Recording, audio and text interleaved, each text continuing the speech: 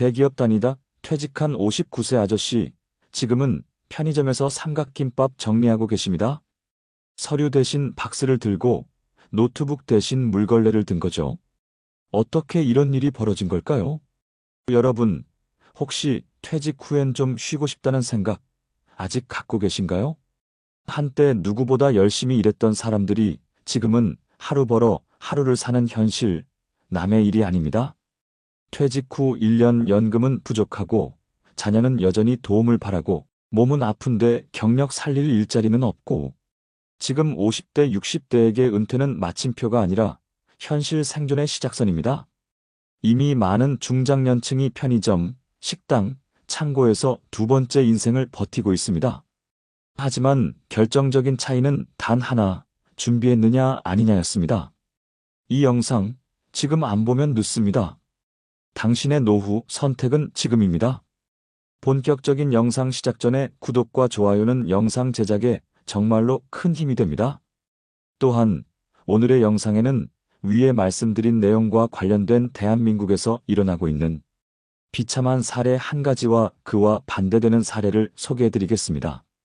여러분들이 다 들어보시고 어느 쪽이 내가 원하는 노후의 인생인지 생각해보시는 시간이 되시기 바라겠습니다. 그는 밤마다 스스로에게 물었습니다. 내가 이렇게까지 살아야 하나? 일을 마치고 집에 돌아오면 바닥에 누워 잠깐 눈을 붙이는 것이 유일한 휴식이었습니다. 하루에도 몇 번씩 무릎을 부여잡고 숨을 돌립니다. 그래도 쉴 수는 없습니다. 새벽 4시마다 일어나 택배 상하차 일을 나서는 것이 일상이었습니다. 대구 남구에 살고 있는 62세의 남성이었습니다. 2, 3년 전까지만 해도 그는 중견기업의 경영지원팀에서 일했습니다. 사내 임직원 교육을 총괄했고 임원회의에서 발표를 하던 사람입니다. 그런데 갑작스러운 구조조정으로 예정보다 빨리 명예퇴직을 해야 했습니다. 그때만 해도 그래도 퇴직금도 있고 국민연금도 있고라며 낙관적이었죠. 하지만 한 달에 300만 원 넘게 쓰던 생활을 갑자기 줄이기는 어려웠습니다. 딸 결혼식 비용도 있었고 장모님 병원비, 자동차 할부금, 관리비와 대출, 이자까지. 퇴직금 5,500만 원은 6개월 만에 절반 이상 사라졌고 국민연금 수령은 아직 멀었습니다. 결국 퇴직한 지 8개월 만에 그는 새벽 물류창고에서 박스를 나르고 있었습니다. 처음에는 잠깐만 하자고 생각했지만 어느새 그 일도 벌써 3년째. 허리 통증은 갈수록 심해졌고 다리에는 파스가 늘 덕지덕지 붙어 있었습니다.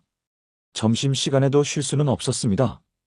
회사에서는 식대를 지원하지 않기 때문에 편의점 도시락으로 끼니를 때우고 그마저도 줄이는 날이 많았습니다. 그가 사는 반지하 월세방은 겨울이면 창문에 성에가 얼고 여름이면 습기로 벽지가 들떠 있었습니다. 한 달 월세 55만 원. 전기세와 수도세를 내고 나면 남는 돈은 얼마 되지 않았습니다. 한때 40명 팀을 이끌며 관리하던 그가 이제는 22살짜리 아르바이트 반장의 눈치를 보며 무거운 상자를 옮기고 팔레트 위에 상품을 쌓고 있었습니다. 비 오는 날이면 젖은 바닥에 미끄러지기 일쑤였고 어느 날은 손목을 접질려 깁스를 하기도 했습니다. 하지만 병가를 내면 하루 일당이 사라지기에 쉬지도 못했습니다. 병원비를 아끼기 위해 그는 지하상가에서 파는 파스와 근육통 스프레이로만 버텼습니다. 한 달 수입은 170만 원 남짓, 20만 원은 교통비, 30만 원은 통신비와 식비, 남은 돈으로 월세와 보험료, 딸의 학자금 대출 보증금을 갚기엔 턱없이 부족했습니다. 그는 입버릇처럼 다음 달까지만 버티자라고 말했지만 그 다음 달은 계속 이어졌습니다. 가끔씩은 단기 일용직 공사 현장에도 나갔습니다. 하루 일당 4만 원. 하지만 그날은 해가 나지 않아 콘크리트가 제대로 마르지 않았고 현장에서 하루 종일 대기만 하다 돌아오기도 했습니다. 그는 이런 날이면 스스로가 더 작아지는 기분이 들었습니다. 가족들에게는 말하지 않았습니다. 아내는 남편이 아직도 온라인 교육 관련 자문일을 하고 있는 줄 알았습니다. 하지만 사실 그 일을 그만둔 지는 이미 1년이 넘었습니다. 딸은 아버지가 여전히 상담 쪽 외주를 받는다고 생각하고 있었고, 본인은 매일 새벽 5시 전에 집을 나와 택배 상하차장으로 향했습니다. 하루 일과를 마치고 돌아오면 욕실에서 찬물로 겨우 땀을 씻고 전자레인지에 밥과 김치를 데워 먹는 것이 하루 유일한 끼니였습니다. 체중은 55kg까지 줄었고 입던 정장은 더 이상 맞지 않았습니다. 거울을 보면 자신도 몰라볼 만큼 초췌한 중년 남성이 서 있었습니다. 고용복지센터에도 몇 번이나 찾아가 봤습니다. 자기소개서도 다시 써보고 이력서 사진도 새로 찍었습니다. 하지만 서류 통과는커녕 면접 기회조차 주어지지 않았습니다. 상담사는 말했습니다. 60 넘으셨으면 경비직이나 단순 노무직밖에 없습니다. 그는 예전 회사에서 팀장으로 있었고 관리자 교육도 했던 사람입니다. 하지만 지금은 누구도 그의 경력을 기억하지 않았습니다. 작년 겨울 전기세가 밀려 전기가 끊겼던 날 그는 촛불을 켜고 그동안 써왔던 다이어리를 꺼냈습니다. 거기에는 다음 달부터는 진짜 다른 길을 찾아보자, 온라인 강의 플랫폼 다시 신청해보자 같은 문장들이 가득했습니다. 하지만 그는 여전히 같은 자리에 있었습니다. 친구들 모임은 오래전부터 나가지 않았습니다. 처음엔 돈이 없어서였고 나중엔 만날 용기가 없어서였습니다. 같이 일했던 후배들은 지금도 해외 출장 다니고 자신은 그 후배가 주문한 택배 상자를 옮기고 있다는 사실을 마주한 날, 그는 눈물을 참지 못하고 창고 뒤편에서 몰래 울었습니다. 내가 이렇게 될 줄 알았으면 퇴직 전 조금만 더 준비했을걸. 그가 수없이 반복했던 말이었습니다. 하지만 그 말은 이제 더 이상 의미가 없었습니다. 지금 당장 내일 먹을 밥값을 벌어야 했기 때문입니다. 여러분 어떠시나요? 위의 사례는 정말 비참하고 서글픈 인생 아닌가요? 하지만 지금부터 소개해드리는 사례는 정반대의 선택으로 행복한 노후를 보내고 있는 분을 소개해드리겠습니다. 박준영 씨는 올해 63, 전라북도 익산에 거주 중입니다. 공기업에서 인사관리팀장으로 35년간 근무하다가 60을 앞두고 스스로 정년퇴직을 선택했습니다. 그의 노후는 많은 사람이 부러워할 만큼 안정적입니다. 하지만 그 이면엔 오랜 시간 준비해온 흔적이 고스란히 담겨 있었습니다. 준영 씨는 30대 후반부터 가계부를 쓰기 시작했습니다. 매달 고정 지출과 변동 지출을 철저히 나누고 외식은 주말 한 번으로 제한했습니다. 직장 내에서도 짠돌이라는 별명이 붙었지만 그는 흔들리지 않았습니다. 당시만 해도 퇴직이라는 말이 멀게 느껴졌지만 그는 지금부터 조금씩 준비하면 분명 도움이 될 것이라고 믿었습니다. 그는 44세 서울 외곽의 소형 빌라 한 채를 분양받았습니다. 당시 대출금은 3천만 원, 자기 자본은 2천만 원이었습니다. 그 집은 20년 넘게 월세 수익을 가져다 주었고 이후 그 수익을 기반으로 또 하나의 소형 오피스텔을 매입했습니다. 결국 은퇴 직전 그는 두 채의 수익형 부동산과 별도의 연금저축, 그리고 개인연금 계좌를 확보하게 됩니다. 그의 총 자산은 은퇴 당시 약 7억 원, 그중 실물 자산은 5억 원, 금융 자산은 2억 원에 달했습니다. 그는 언제든지 내가 일하지 않아도 매달 250만 원 정도는 들어오게 만들겠다는 목표를 세웠고 그 계획은 현실이 되었습니다. 준영 씨는 퇴직 후 아예 새로운 직업을 시작하기로 마음먹었습니다. 나이 들어도 일할 수 있는 기술을 하나쯤은 갖자는 생각이었습니다. 평소 커피를 좋아했던 그는 전북 평생교육원에 등록해 바리스타 과정을 수강했고 석 달 만에 자격증을 취득했습니다. 지금은 동네 복지관 안에 있는 작은 카페에서 주 이틀, 하루 4시간씩 커피를 내리고 있습니다. 이 일은 돈을 벌기 위한 것이 아니라 사람들과 소통하고 스스로 활력을 느끼기 위한 선택이었습니다. 월급은 많지 않지만 커피 향 속에서 하루를 시작하는 일상이 너무 행복하다고 말합니다. 그의 하루는 규칙적입니다. 아침 6시면 가까운 공원에서 30분간 빠르게 걷고 일주일에 3번은 수영장을 찾습니다. 건강도 철저히 관리합니다. 정기 검진은 빠짐없이 받고 식단도 의사의 권고에 따라 조절해왔습니다. 그는 생활비로 매달 120만 원 안팎을 사용합니다. 여유가 있을 때는 독서와 문화활동에 조금 더 쓰기도 합니다. 주말에는 아내와 함께 클래식 공연을 듣거나 시립 도서관에서 책을 읽습니다. 대중교통을 타고 나가는 일이 즐겁고 그는 늘 손에 책 한 권을 들고 다닙니다. 무엇보다 의미 있는 시간은 매주 수요일입니다. 지역 주민센터에서 중장년층을 대상으로 금융 기초 강좌를 열고 있기 때문입니다. 그는 자발적으로 참여하여 자신의 재무관리 노하우를 나누고 있습니다. 실제 그 수업을 들은 수강생 중 몇 명은 준영 씨에게 개인 상담을 요청하기도 했고, 그는 나도 누군가의 노후에 작은 도움이 될 수 있다는 사실에 큰 보람을 느낀다고 말합니다. 가끔 만나는 친구들은 그에게 묻습니다. 어떻게 그렇게 안정적인 노후를 보낼 수 있느냐고요. 그는 웃으며 대답합니다. 30부터 준비한 덕분이에요. 하루아침에 된 건 아무것도 없어요. 물론 그에게도 유혹은 있었습니다. 친구들이 대출을 받아 아파트 갭 투자에 나섰을 때, 자녀 유학을 보내기 위해 주택을 담보대출로 돌리는 걸 봤을 때 그도 흔들렸다고 합니다. 하지만 그는 가족과 충분히 이야기하고 무리한 투자도 자녀에게 올인하는 일도 하지 않았습니다. 자녀는 자녀의 삶을, 자신은 자신의 노후를 책임지는 게 옳다는 믿음 때문이었습니다. 현재 그의 아내도 은퇴 후 지역 아동센터에서 미술 수업을 진행하며 소소한 수입을 올리고 있습니다. 두 사람은 각자의 방식으로 일과 삶을 이어가고 있고, 매일 저녁이면 함께 텃밭에 물을 주거나 근처 작은 호숫가를 산책하며 하루를 마무리합니다. 최근엔 손주 둘이 놀러 오면 집 앞 공원에서 돗자리를 깔고 김밥을 먹는 게 가장 큰 낙이라고 합니다. 그는 말합니다. 돈이 많다고 행복한 건 아니에요. 내가 스스로 살 수 있고 하루를 주도적으로 살 수 있다는 게 진짜 복이죠. 그는 누구보다 현실을 일찍 깨달았습니다. 노후는 준비된 자에게 기회이고 준비 없는 자에게는 재앙이라는 말을 스스로의 삶으로 증명해냈습니다. 지금도 그는 매일 아침 다이어리에 하루 목표를 씁니다. 오늘도 감사하고 오늘도 단단하게.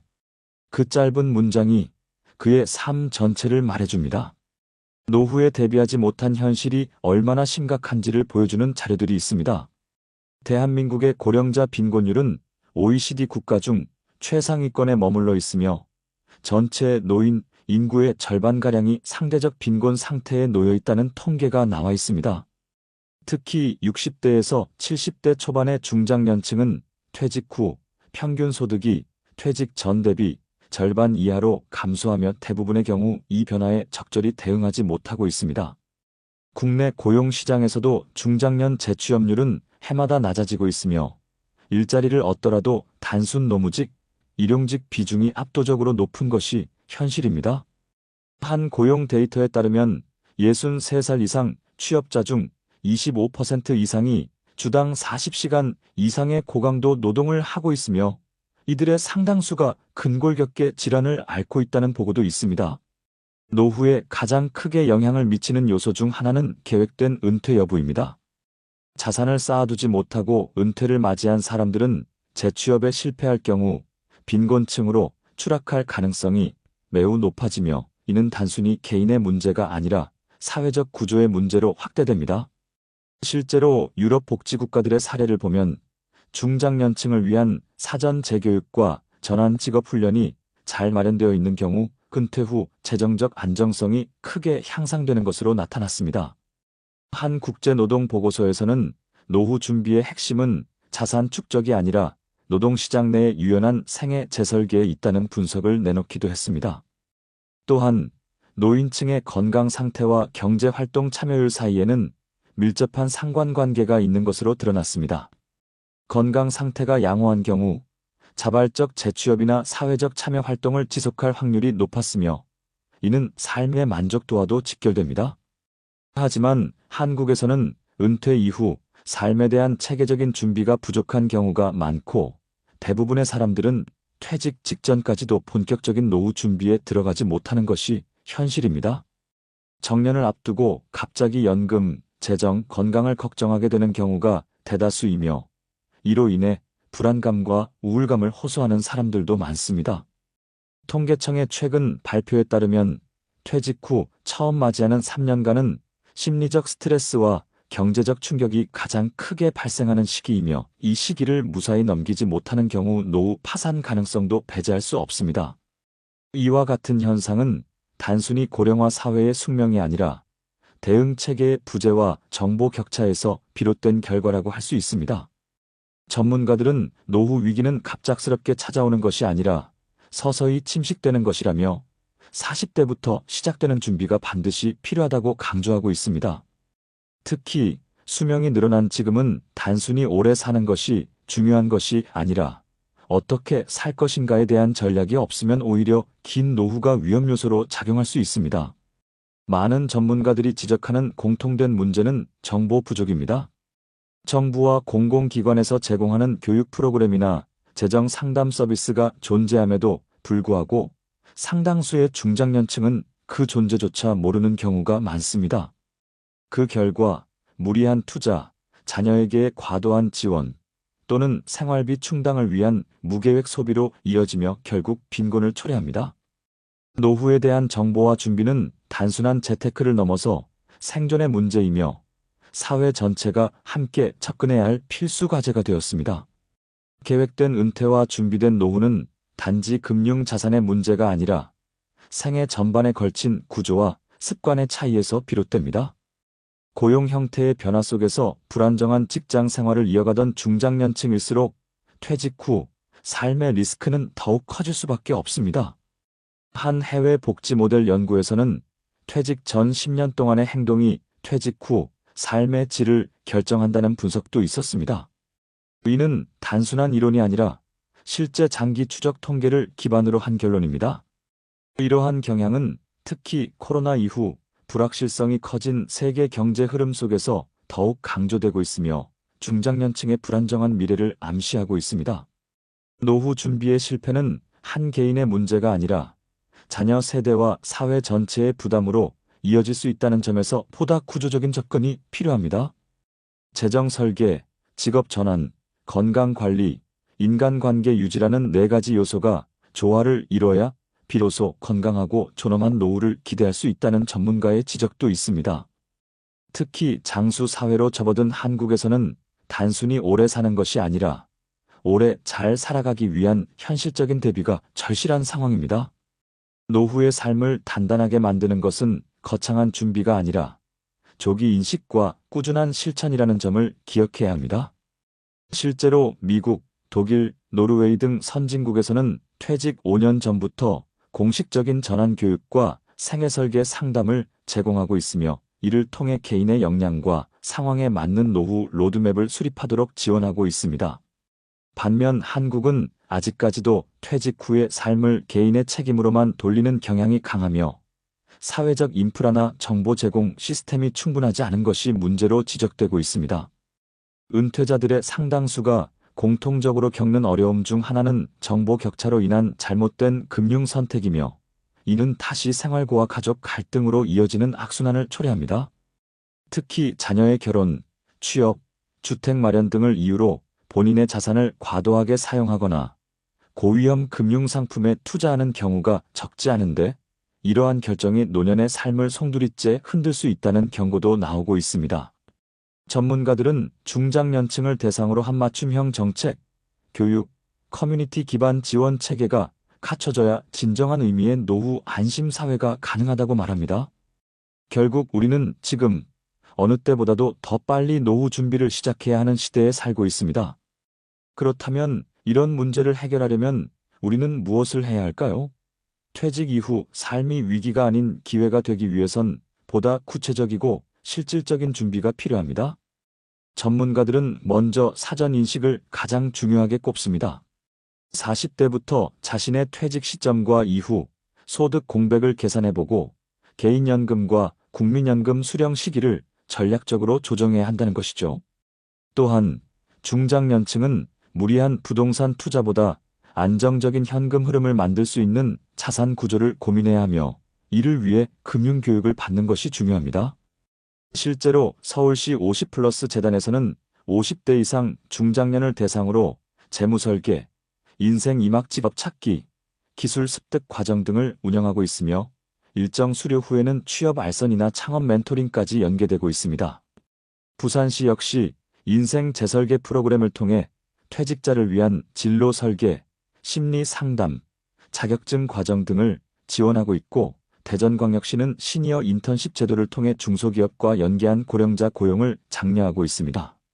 이러한 지자체 프로그램들은 대부분 무료로 제공되며 실업급여 수급자 외에도 일반 시민 누구나 신청할 수 있도록 문턱을 낮추고 있다는 점에서 주목할 만합니다.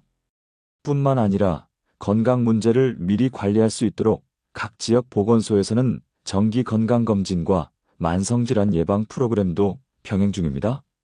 노인 맞춤 돌봄 서비스 역시 확대되고 있어 일정 기준 이하의 노인 가구에는 생활지원사 파견과 함께 식사, 약, 복용, 정서 지원 등이 포함된 통합 돌봄이 제공되고 있습니다. 해외의 사례도 참고할 만합니다. 일본은 고령자 고용안정법을 통해 65세까지의 고용 연장을 법적으로 보장하고 있으며 은퇴 후에도 재교육을 통해 직무 전환을 쉽게 할 수 있는 환경을 조성하고 있습니다. 독일은 생애 경력 개발 모델을 도입해 50대 이상의 노동자가 새로운 기술을 익히거나 자격을 갱신할 수 있도록 정부가 학습비의 일부를 지원하며 이를 통해 중장년층의 노동시장 이탈을 줄이고 있습니다. 영국은 퇴직 전후 5년을 핵심 준비기로 규정하고 그 기간 동안 생애 설계, 코치와의 1:1 상담, 가족 재정 컨설팅, 건강 위험 평가를 종합적으로 지원합니다.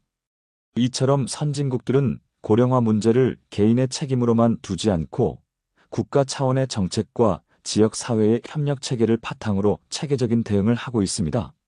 우리나라 역시 정부와 지자체, 민간이 협력해 더 촘촘한 안전망을 구축할 필요가 있으며 특히 퇴직 후 일자리와 교육, 건강, 정서적 지원이 통합된 플랫폼이 절실한 시점입니다. 개인 단위에서도 지금부터라도 작은 실천을 시작할 수 있습니다. 동주민센터를 통해 복지관 프로그램을 확인하거나 지역 평생교육센터에 등록해 자격증 하나를 취득해보는 것만으로도 삶의 방향은 달라질 수 있습니다. 자녀에게 모든 걸 맡기는 대신 자신이 스스로 선택하고 책임지는 삶의 자세를 갖는 것이 가장 현실적인 준비입니다. 궁극적으로는 단절되지 않고 소속감을 유지할 수 있는 환경이 노년의 존엄을 지키는 핵심이 되며 그런 기반은 정책과 개인의 노력이 함께 만들어야 한다는 것이 전문가들의 공통된 견해입니다. 또한 중장년층의 심리적 회복 탄력성을 높이기 위한 프로그램도 필요합니다. 서울 성북구에서는 중장년을 위한 심리 안정 워크숍을 정기적으로 개최하고 있으며 스트레스 완화와 정서적 안정감 형성을 위해 명상, 미술치료 등을 병행하고 있습니다. 은퇴 후 고립되기 쉬운 사회적 관계를 유지하기 위해 광주광역시는 지역 커뮤니티 센터를 중심으로 한 세대 통합 교류 프로그램을 운영하여 고령자와 청년층이 함께 활동할 수 있는 기회를 제공하고 있습니다. 이러한 활동은 단순한 여가를 넘어 세대 간의 상호 이해와 정서적 지지를 형성하는 데 큰 도움이 된다고 평가받고 있습니다. 정부 차원에서도 고용노동부는 작년 고용촉진 종합대책을 통해 이력서 작성부터 면접 컨설팅, 채용 연계까지 지원하는 새로 일하기 센터와 같은 창구를 확대하고 있습니다. 특히 이 센터는 중장년 여성의 사회 복귀를 위한 특화 과정도 마련하고 있어 은퇴 이후에 제2 경력을 찾는 데 실질적인 도움이 되고 있습니다. 노후 준비는 단지 돈을 모으는 것에 그치지 않습니다. 교육, 건강, 인간관계, 감정관리까지 모두를 아우르는 총체적 삶의 설계가 필요합니다. 이에 따라 많은 지자체에서는 100세 시대 인생 재설계 과정을 개설하고 있으며 이는 단순한 강의가 아니라 개인별 생애 주기에 맞춘 맞춤형 코칭으로 구성되어 있습니다. 전문가들은 말합니다. 노후는 피해야 할 시기가 아니라 오히려 꽃 피울 수 있는 시기라고요. 하지만 그렇게 만들기 위해선 철저한 계획과 실천이 필요합니다. 작은 실천 하나가 결국 열매가 되어 돌아오는 것이 노후의 시간입니다. 그 실천의 시작은 오늘, 지금 이 순간일지도 모릅니다. 또한 최근 일부 지자체에서는 은퇴자 대상 디지털 교육도 확대하고 있습니다. 경기 성남시는 시니어 디지털 역량 교육 프로그램을 통해 스마트폰 활용법, 키오스크 사용법, 온라인 금융 서비스 이용법 등을 교육함으로써 고령층의 디지털 소외를 줄이고 있습니다. 이런 기술 습득은 단순한 편의성 향상을 넘어 중장년층의 사회 참여 기회를 넓히고 정보 접근성을 강화하여 더욱 주체적인 노후 생활을 가능하게 합니다. 궁극적으로 노후는 사회와의 연결 속에서 살아갈 때 더욱 의미 있게 유지됩니다. 1. 관계, 건강, 학습, 감정이라는 5가지 축이 균형을 이룰 때 비로소 존엄한 노후가 완성된다는 말을 기억해야 합니다. 노년의 삶을 단단하게 만드는 일은 결코 멀리 있지 않습니다. 지금 우리가 발 딛고 있는 지역 사회 속에서 이미 시작할 수 있는 기회는 충분히 존재합니다. 모든 세대가 함께 공존하는 사회를 만들기 위해서는 노인을 단순히 돌봄의 대상이 아닌 함께 살아가는 동반자로 인식하는 시선이 필요합니다. 이제는 개인의 각오만으로는 부족합니다.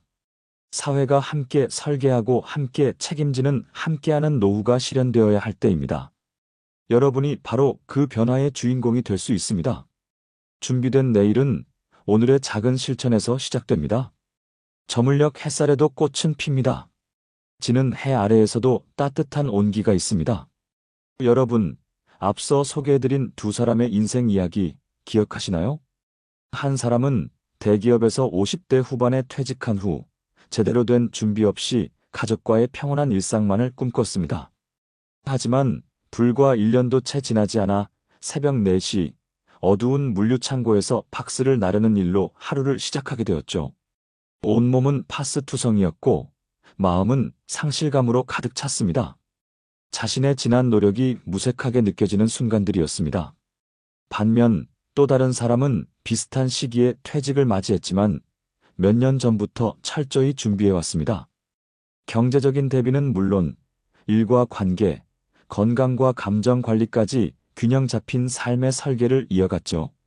그는 50대 중반부터 지역의 평생교육센터에 등록해 자신에게 맞는 기술을 배웠고 퇴직 후에는 소일거리처럼 시작한 일에서 의미와 보람을 찾으며 정서적으로도 안정된 삶을 이어가고 있습니다. 무엇보다 스스로 선택한 삶에 대한 자부심과 여전히 쓸모있다는 감각은 그를 웃게 만들었습니다. 이 2사람의 차이는 한순간의 행운이나 재산의 차이가 아니었습니다. 바로 준비와 실천이었죠. 같은 시간 속에서 어떤 선택을 하느냐에 따라 우리의 노후는 전혀 다른 얼굴로 다가옵니다. 여러분, 아직 늦지 않았습니다. 지금이 바로 시작할 수 있는 가장 이른 순간입니다.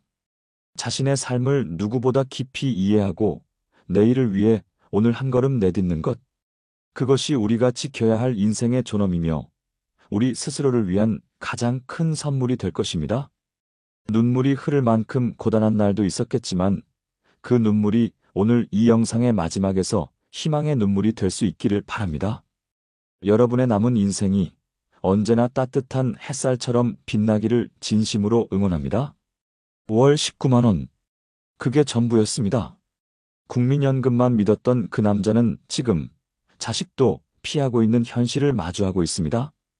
여러분, 혹시 이런 생각 해보신 적 있으신가요?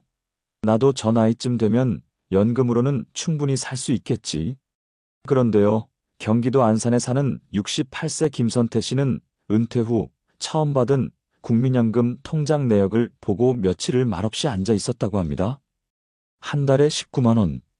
그게 그가 수십 년 동안 일하고 납입한 연금의 현실이었습니다. 더욱 충격적인 건 영상 속 다른 어르신들도 대부분 비슷한 상황이라는 겁니다. 누군가는 120만 원으로 가족 넷을 부양하고 있었고 또 누군가는 자식에게 손을 벌리지 않으려 일부러 하루 2끼만 먹으며 사는 중이었죠. 지금 이 영상을 끝까지 보지 않으시면 여러분도 똑같은 현실에 놓일 수 있습니다. 이미 수많은 분들이 국민연금이 이렇게 적을 줄 몰랐다며 후회하고 있으니까요. 당신의 노후를 망치지 않으려면 지금 꼭 확인하셔야 합니다. 본격적인 영상 시작 전에 구독과 좋아요는 영상 제작에 정말로 큰 힘이 됩니다. 또한 오늘의 영상에는 위에 말씀드린 내용과 관련된 대한민국에서 일어나고 있는 비참한 사례 한 가지와 그와 반대되는 사례를 소개해드리겠습니다. 여러분들이 다 들어보시고 어느 쪽이 내가 원하는 노후의 인생인지 생각해보시는 시간이 되시기 바라겠습니다. 강원도 속초에 사는 72살 이성진 씨는 지난 겨울부터 집에 보일러를 틀지 않고 지낸다. 하루 2번 전기장판 위에서 옷을 껴입은 채 뜬 눈으로 밤을 보낸다. 이른 새벽 차가운 물로 얼굴을 씻고 가끔은 물 대신 눈을 녹여 세수를 한다. 이유는 단 하나, 남은 연금으로는 난방비조차 감당할 수 없기 때문이다. 성진 씨는 27에 철공소에 취직해 55이 되도록 한자리를 지켜왔다. 허리와 어깨가 무너져 내려 결국 일을 그만뒀고 기대했던 건 국민연금뿐이었다. 그러나 매달 통장에 찍히는 금액은 고작 73만 원. 그 돈으로는 전기세, 관리비, 보험료는커녕 먹고 살기도 빠듯하다. 70이 넘은 그는 자식들에게 손 벌리기 싫어 마을 재활용센터에서 새벽마다 종이와 캔을 줍는다. 하루 수입은 평균 15,000원. 성진 씨는 그 돈으로 병원 대신 약국에서 진통제 몇 알을 사 먹는다. 무릎 연골이 닳아 고관절까지 번졌지만 수술은 언감생심이다. 진료만 받아도 10만 원이 넘기 때문이다. 예전엔 취미 삼아 바둑도 두고 서예도 했지만 이제는 다 끊었다. 붓을 들 손이 시리고 종이에 먹물 번지는 걸 보면 왠지 서글퍼져서다. 이성진 씨가 사는 반지하 방은 반쯤 곰팡이에 잠식돼 있다. 창문 너머로는 맞은편 건물 벽이 손에 닿을 듯 붙어 있어 햇빛은 하루 2시간도 들어오지 않는다. 장판 아래는 습기 때문에 늘 눅눅하고 장롱 속 옷에서도 쉰 냄새가 난다. 한때는 목돈이 모이면 욕실술이라도 해보자 했지만 이젠 그마저도 접었다. 당장 내일 쌀을 살 수 있을지 약값은 감당할 수 있을지 그것부터 고민이다. 최근엔 3달치 관리비가 밀렸다. 관리소 직원이 방문해 체납이 길어지면 단전될 수 있다고 통보했지만 그 말을 듣고도 성진 씨는 대꾸하지 못했다. 대답 대신 조용히 고개를 끄덕였을 뿐이다. 냉장고엔 김치 한 통과 두부 반모, 그리고 지난주 마트에서 유통기한 임박으로 할인받아 산 우유 한 팩이 전부다. 이런 생활을 견디며 그는 입버릇처럼 말한다. 나 하나쯤 사라져도 아무 일 없겠지. 그저 조용히 아무도 모르게. 사실 성진 씨는 60즈음까지만 해도 나는 나름 괜찮게 살아왔다는 자부심이 있었다. 40, 50대 때는 딸아이 학원비 대주고 아내 생일이면 소고기 한 근은 꼭 사다 줬다. 친구들과 막걸리 한 잔 기울이며 서로의 자식 자랑, 집 자랑도 했던 시절이 있다. 하지만 55에 손목이 부러지고 수술 후유증으로 다시 일을 못하게 되면서 모든 게 무너졌다. 퇴직 후 쌓아둔 돈은 2년 만에 바닥을 드러냈고 결국 단칸방으로 이사했다. 아내는 몇 해 전 암 투병 끝에 세상을 떠났다. 그 뒤로는 말수도 줄고 사람도 만나지 않게 됐다. 하루 일과는 늘 같다. 새벽 4시에 일어나 작은 배낭을 메고 나가 동네 상가 골목을 돈다. 종이박스는 무겁고 캔은 부피가 커서 술에도 제대로 끓지 못하지만 그냥 한다. 그러다 비 오는 날이면 나가지 못하고 하루 종일 방 안에만 있게 되는데 그게 더 힘들다. 생각이 많아지기 때문이다. 내가 뭘 잘못했나? 왜 이렇게까지 됐나? 이런 자문을 수백 번도 넘게 해봤지만 답은 없었다. 전화기를 보면 저장된 연락처가 채 10개도 안 된다. 그나마도 요즘은 누구한테 먼저 전화하는 일이 없다. 자식들도 바쁘다는 걸 알기에 괜히 불편하게 만들고 싶지 않다는 생각이 먼저 든다. 딸은 결혼해 부산으로 갔고 아들은 지방에 있는 작은 회사에 다닌다. 한 번은 겨울에 전기장판이 고장 나 한밤중에 이불을 덮고 벌벌 떨던 날 아들에게 연락할까 말까 하다 결국 하지 않았다. 이 늙은이가 또 징징대는구나라는 말이 돌아올까 두려웠다. 그런 상황 속에서도 성진 씨는 여전히 뭔가를 기대하고 있다. 아니, 기대라기보다는 작은 바람이다. 내일은 조금 따뜻했으면 좋겠어. 바람이 덜 불고 하루쯤은 웃을 일이 하나쯤 있었으면 좋겠어. 그는 한 달에 한 번씩은 마을 복지관 앞을 서성인다. 식사 배식 시간이 지나고 자리를 정리하는 자원봉사자들이 남긴 김치찌개 냄새만 맡고 돌아온 적도 많다.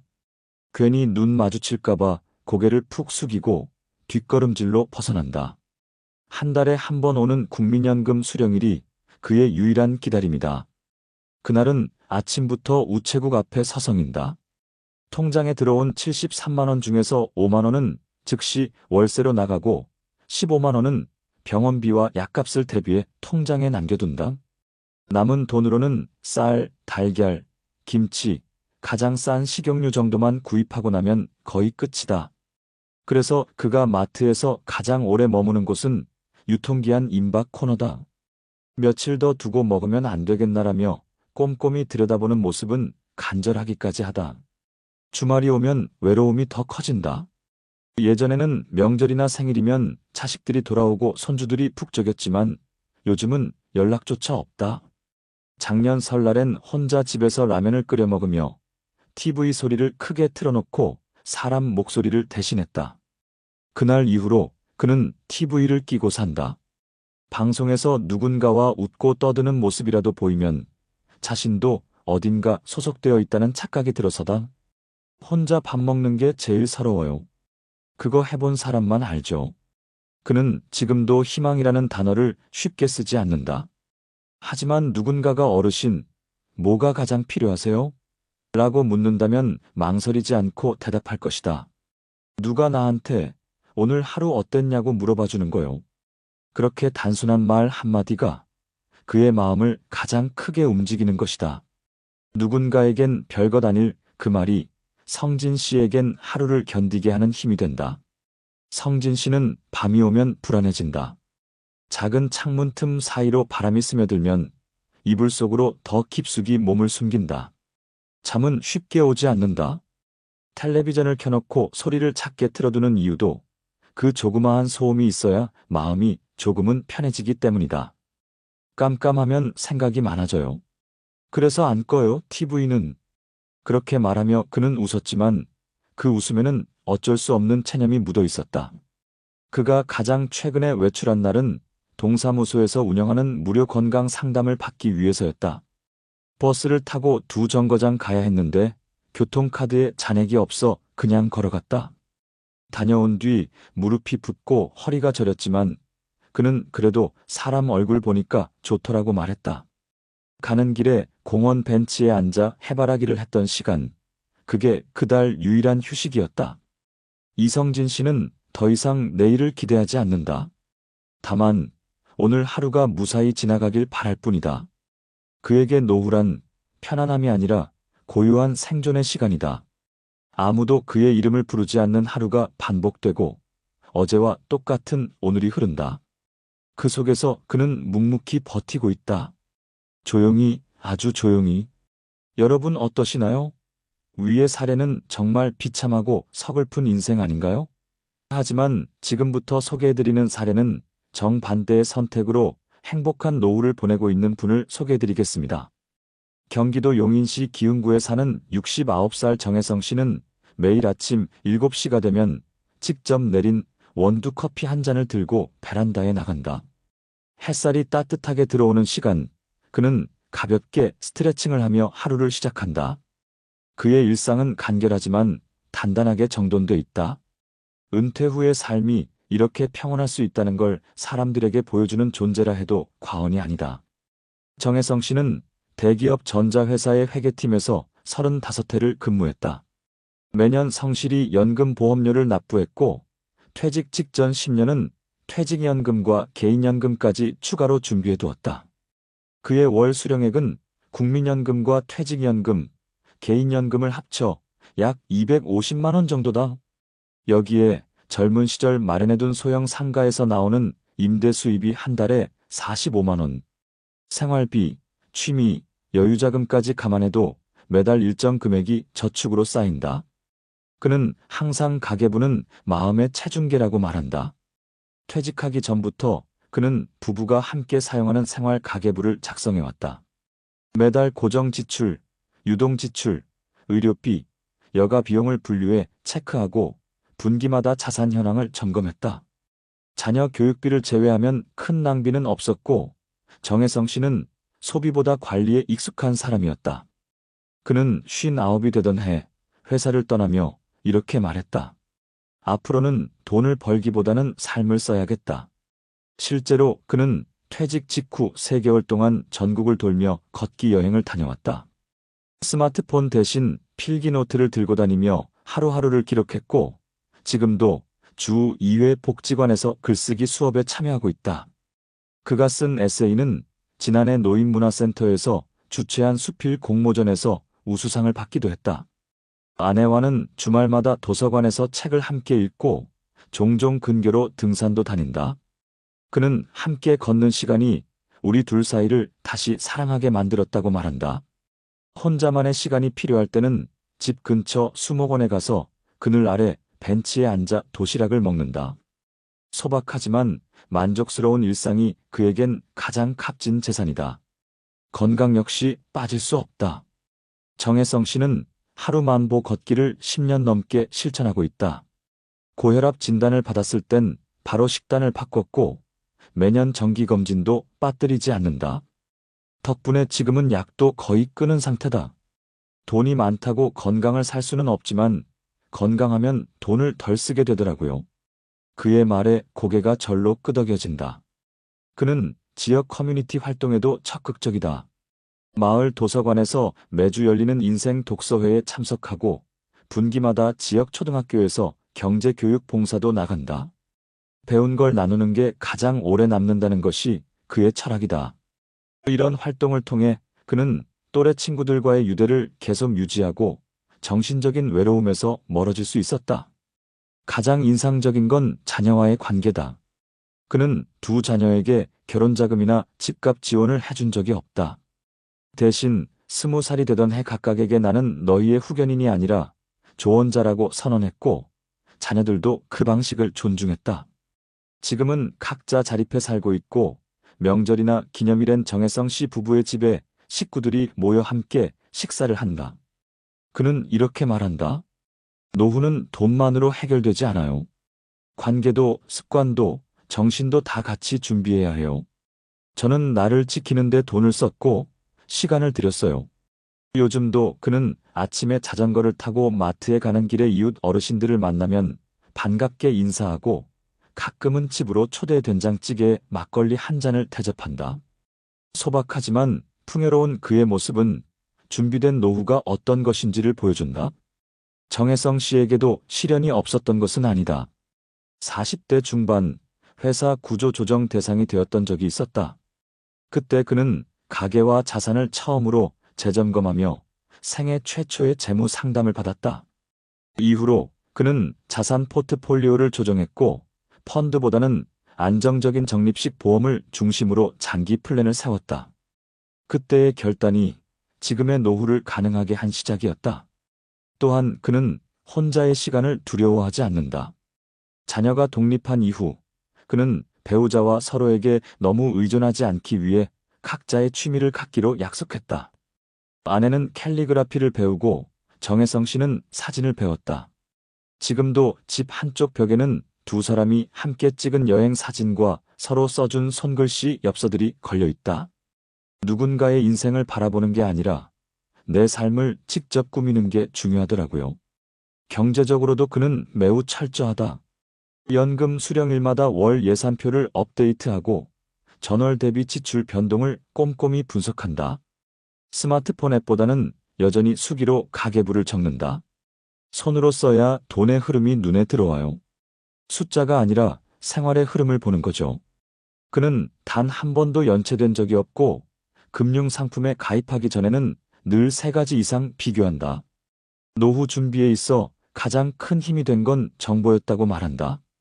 퇴직을 앞두고 그는 지자체에서 운영하는 시니어 재무 설계 강좌를 들었고 노인복지센터에서 법률 상담과 연금 상담도 받아봤다. 아는 만큼 보이고 준비된 만큼 평온해진다는 사실을 누구보다 잘 알고 있던 그는 자신이 얻은 자료를 정리해 이웃들과 공유하기도 했다. 사람들은 가끔 그에게 묻는다. 어르신은 어떻게 그렇게 여유롭고 안정적으로 사세요? 그때마다 그는 이렇게 대답한다. 늦게라도 시작하세요. 준비하는 사람에게만 노후는 기회가 됩니다. 이 말은 어느 한순간의 조언이 아니라 수십 년을 버티고 지켜낸 한 사람의 확신에서 비롯된 문장이다. 정혜성 씨의 오늘은 그의 어제들이 차곡차곡 쌓여서 만들어진 결과다. 무심코 지나칠 수 있는 일상의 선택들이 지금의 풍요를 가능하게 했다. 그렇게 그는 오늘도 담백하고 건강한 하루를 살아간다. 누군가는 말한다. 노후란 결국 지난날의 선택이 만든 얼굴이다. 그렇다면 정혜성 씨의 얼굴은 바로 그 문장의 가장 따뜻한 증거일 것이다. 그리고 그 질문 앞에서 우리는 다시 한번 생각하게 된다. 오늘의 선택이 내일의 삶을 만든다는 사실을 말이다. 실제로 노후를 안정적으로 보내고 있는 사람과 그렇지 않은 사람 사이에는 명확한 차이가 존재한다는 통계들이 있다. 최근 국제노동기구와 경제협력개발기구에서 발표한 자료에 따르면 노년기 빈곤율은 공적연금 수령 여부, 자산 유무, 그리고 개인의 경제적 독립 수준에 따라 큰 차이를 보인다. 특히 우리나라의 노인 빈곤율은 OECD 평균의 3배 이상으로 나타나고 있으며 이는 연금 제도만으로는 노후 생계를 보장받기 어렵다는 점을 시사한다. 국내에서도 통계청 자료에 따르면 국민연금 수령자의 평균 월 수령액은 약 80만 원 내외지만 실제 생활에 필요한 최소 노후 생계비는 200만 원을 훌쩍 넘는 것으로 조사되었다. 이 격차는 국민연금만으로는 기본적인 생활조차 유지하기 힘들다는 현실을 보여주는 대표적인 예다. 반면 퇴직연금이나 개인연금, 임대수입 등 복수의 소득원을 확보한 경우 노후의 경제적 안정성과 심리적 만족도가 크게 상승한 것으로 나타났다. 미국 은퇴연구센터에서는 평균적으로 노후의 삶의 질을 높이기 위해선 최소한 3가지 이상의 소득 흐름이 필요하다는 분석을 내놓기도 했다. 이 소득원에는 국민연금 같은 공적연금뿐 아니라 민간연금, 부동산 임대료, 그리고 파트타임 형태의 활동소득 등이 포함된다. 특히 미국과 일본에서는 은퇴 후에도 지역 커뮤니티 활동이나 공공일자리, 재택근무 등을 통해 수입을 보완하는 노인이 꾸준히 증가하고 있으며 이는 경제적 안정을 넘어 사회적 고립을 막는 데도 긍정적인 영향을 주고 있다. 유럽 복지국가들에서는 고령층의 경제적 자립을 위해 일정 기준 이상 연금 수급자에게는 참여활동에 세제 혜택을 주는 시스템도 운영 중이다.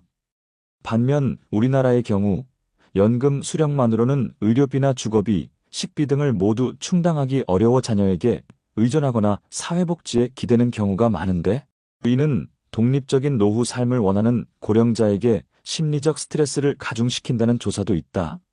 실제로 국민연금 수급자 중에서 절반 이상이 연금만으로는 생계가 불가능하다고 응답했고 다수는 노후 준비가 부족했음을 후회한다고 밝혔다.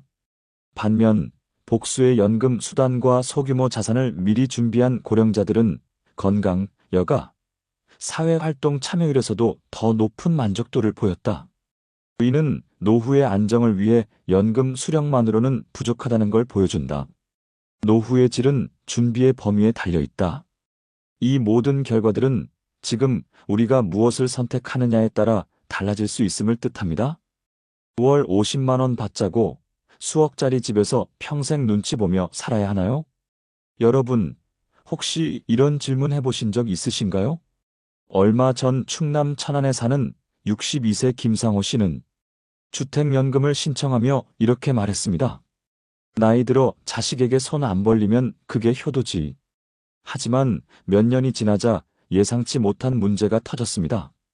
처음엔 괜찮았지만 복리로 쌓이는 이자, 줄어든 수령액, 그리고 점점 오르지 않는 고정연금은 생각보다 빠르게 김 씨의 생활비를 압박했습니다. 이럴 줄 알았으면 집값 정점일 때 신청할 걸. 뒤늦은 후회가 밀려온 거죠. 여러분, 혹시 지금도 주택연금 고민하고 계신가요? 가입 시기, 수령 방식, 목돈 인출 여부, 단 하나라도 잘못 선택하면 그 집은 평생 다시 팔 수도 자녀에게 온전히 물려줄 수도 없을지도 모릅니다. 지금 이 영상 꼭 끝까지 보셔야 합니다. 지금 선택이 남은 30년을 바꿉니다. 본격적인 영상 시작 전에 구독과 좋아요는 영상 제작에 정말로 큰 힘이 됩니다. 또한 오늘의 영상에는 위에 말씀드린 내용과 관련된 대한민국에서 일어나고 있는 비참한 사례 한 가지와 그와 반대되는 사례를 소개해드리겠습니다. 여러분들이 다 들어보시고 어느 쪽이 내가 원하는 노후의 인생인지 생각해보시는 시간이 되시기 바라겠습니다. 경기도 시흥에 사는 오정일 씨, 올해 67살입니다. 원래는 건설 현장에서 일하며 3남매를 키웠고 퇴직 후엔 한 채뿐인 30년 된 아파트에서 아내와 조용히 지내고 있었습니다. 은퇴 후 몇 년은 국민연금과 퇴직금 일부로 버텼지만 물가가 오르고 병원비가 늘어나면서 통장은 점점 바닥을 드러냈습니다. 아들 부부는 맞벌이에 바쁘고 딸은 외국에 나가 있는 상황이라 도움을 청할 곳도 없었습니다. 그 무렵 동네 복지센터에서 주택연금 설명회를 들었고 집은 그대로 두고 연금만 받았으면 된다는 말에 마음이 끌렸습니다. 2023년 겨울 오 씨는 주택연금을 신청했고 매달 55만 원씩 들어오는 연금으로 다시 한숨 돌릴 수 있었습니다. 하지만 예상하지 못한 일이 벌어졌습니다. 이듬해 초 아내가 척추압박 골절로 입원하게 된 겁니다. 건강보험이 있어도 간병비와 비급여 치료비가 꽤 들었고 급하게 1,500만 원 정도가 필요해졌습니다. 오 씨는 고민 끝에 목돈 인출 기능을 사용했습니다. 일단 1,500만 원만 꺼내고 나머지는 예전처럼 받으면 되겠지라고 생각했죠. 그 순간부터 매달 받던 연금은 55만 원에서 42만 원으로 줄었고 복리로 붙는 이자는 생각보다 훨씬 빠르게 불어나기 시작했습니다. 처음엔 괜찮았지만 2년, 3년이 지나자 문제가 생겼습니다. 생활비는 그대로인데 연금액은 고정이고 물가는 매년 올라가니 체감 수입은 줄어드는 느낌이었습니다. 게다가 병원비와 약가, 전기세, 관리비 같은 고정 지출은 줄어들 리 없었습니다. 2025년 현재 오 씨는 아침마다 전기밥솥을 꺼내지 않습니다. 가스 대신 전기밥솥을 쓰면 전기세가 더 든다는 동네 어르신 말에 그대로 따르고 있습니다. 냉방비도 아끼기 위해 여름에도 선풍기 하나만 켜두고 지내고 집안의 형광등은 모두 LED로 교체했지만 그래도 매달 빠듯합니다. 무엇보다 속이 쓰린 건 자식과의 거리감이었습니다. 아들은 가끔 전화는 했지만 왜 집을 그렇게 쓰셨어요? 라는 말 한마디에 그날 이후 연락이 끊겼습니다. 주택연금을 신청할 당시만 해도 나중에 남은 금액은 자식에게 상속되니까 괜찮다는 설명을 들었지만 목돈 인출과 이자 누적 그리고 최근의 집값 하락으로 인해 그 기대는 사라졌습니다. 오 씨가 신청한 당시 아파트는 4억 8천만 원 정도의 시세였지만 지금은 4억 원 언저리까지 떨어졌고 연금 누적 수령액은 이미 3억 원을 넘어섰습니다. 계약서에는 초과 손실은 국가가 책임진다는 문구가 있었지만 막상 자식에게 남겨줄 게 아무것도 없다는 사실이 오 씨에게는 큰 허탈감으로 다가왔습니다. 더 무거운 건 이 집을 처분하거나 이사조차 할 수 없다는 점이었습니다. 연금 계약 이후 이 집은 담보로 설정되어 주택연금을 중도 해지하지 않는 한 팔 수 없고 이동도 어렵습니다. 그래서 오 씨는 지금도 매달 같은 연금액을 받으며 물가와 병원비에 쫓기듯 살아가고 있습니다. 여름에는 옷을 적셔 벗어놓고 말리는 것으로 냉방을 대신하고 겨울엔 전기장판 한 장으로 버팁니다. 가끔 생각합니다. 그때 목돈만 꺼내지 않았더라면 지금도 연금은 넉넉했을까? 하지만 돌이킬 수 없습니다. 오 씨에게 남은 건 줄어든 연금, 높아진 생활비, 그리고 멀어진 자식뿐입니다. 여러분 어떠시나요? 위의 사례는 정말 비참하고 서글픈 인생 아닌가요? 하지만 지금부터 소개해드리는 사례는 정반대의 선택으로 행복한 노후를 보내고 있는 분을 소개해드리겠습니다. 전남 여수에 사는 심인수 씨, 올해 68살입니다. 그는 평생 식자재 유통 일을 하며 새벽마다 시장을 돌았습니다. 몸은 힘들었지만 자식에게 손 안 벌리는 삶이 목표였기에 30대 중반부터 매달 10만 원씩 노후 자금을 모으기 시작했습니다. 서툴고 작은 돈이었지만 자식 결혼식 비용은 사전에 분리해 놓고 나머지는 오로지 본인과 아내의 노후를 위해 썼습니다. 예순을 넘기고 은퇴한 후에도 그는 불안하지 않았습니다. 퇴직금 1억 2천만 원 중 절반은 즉시 안정적인 은행 정기예금으로 묶어뒀고 남은 절반은 소액 분산 채권형 펀드로 분산 투자했습니다. 무턱대고 부동산에 올인하지 않았고 누군가 수익형 상가가 대세라고 해도 흔들리지 않았습니다. 그가 살고 있는 집은 25년 된 소형 아파트입니다.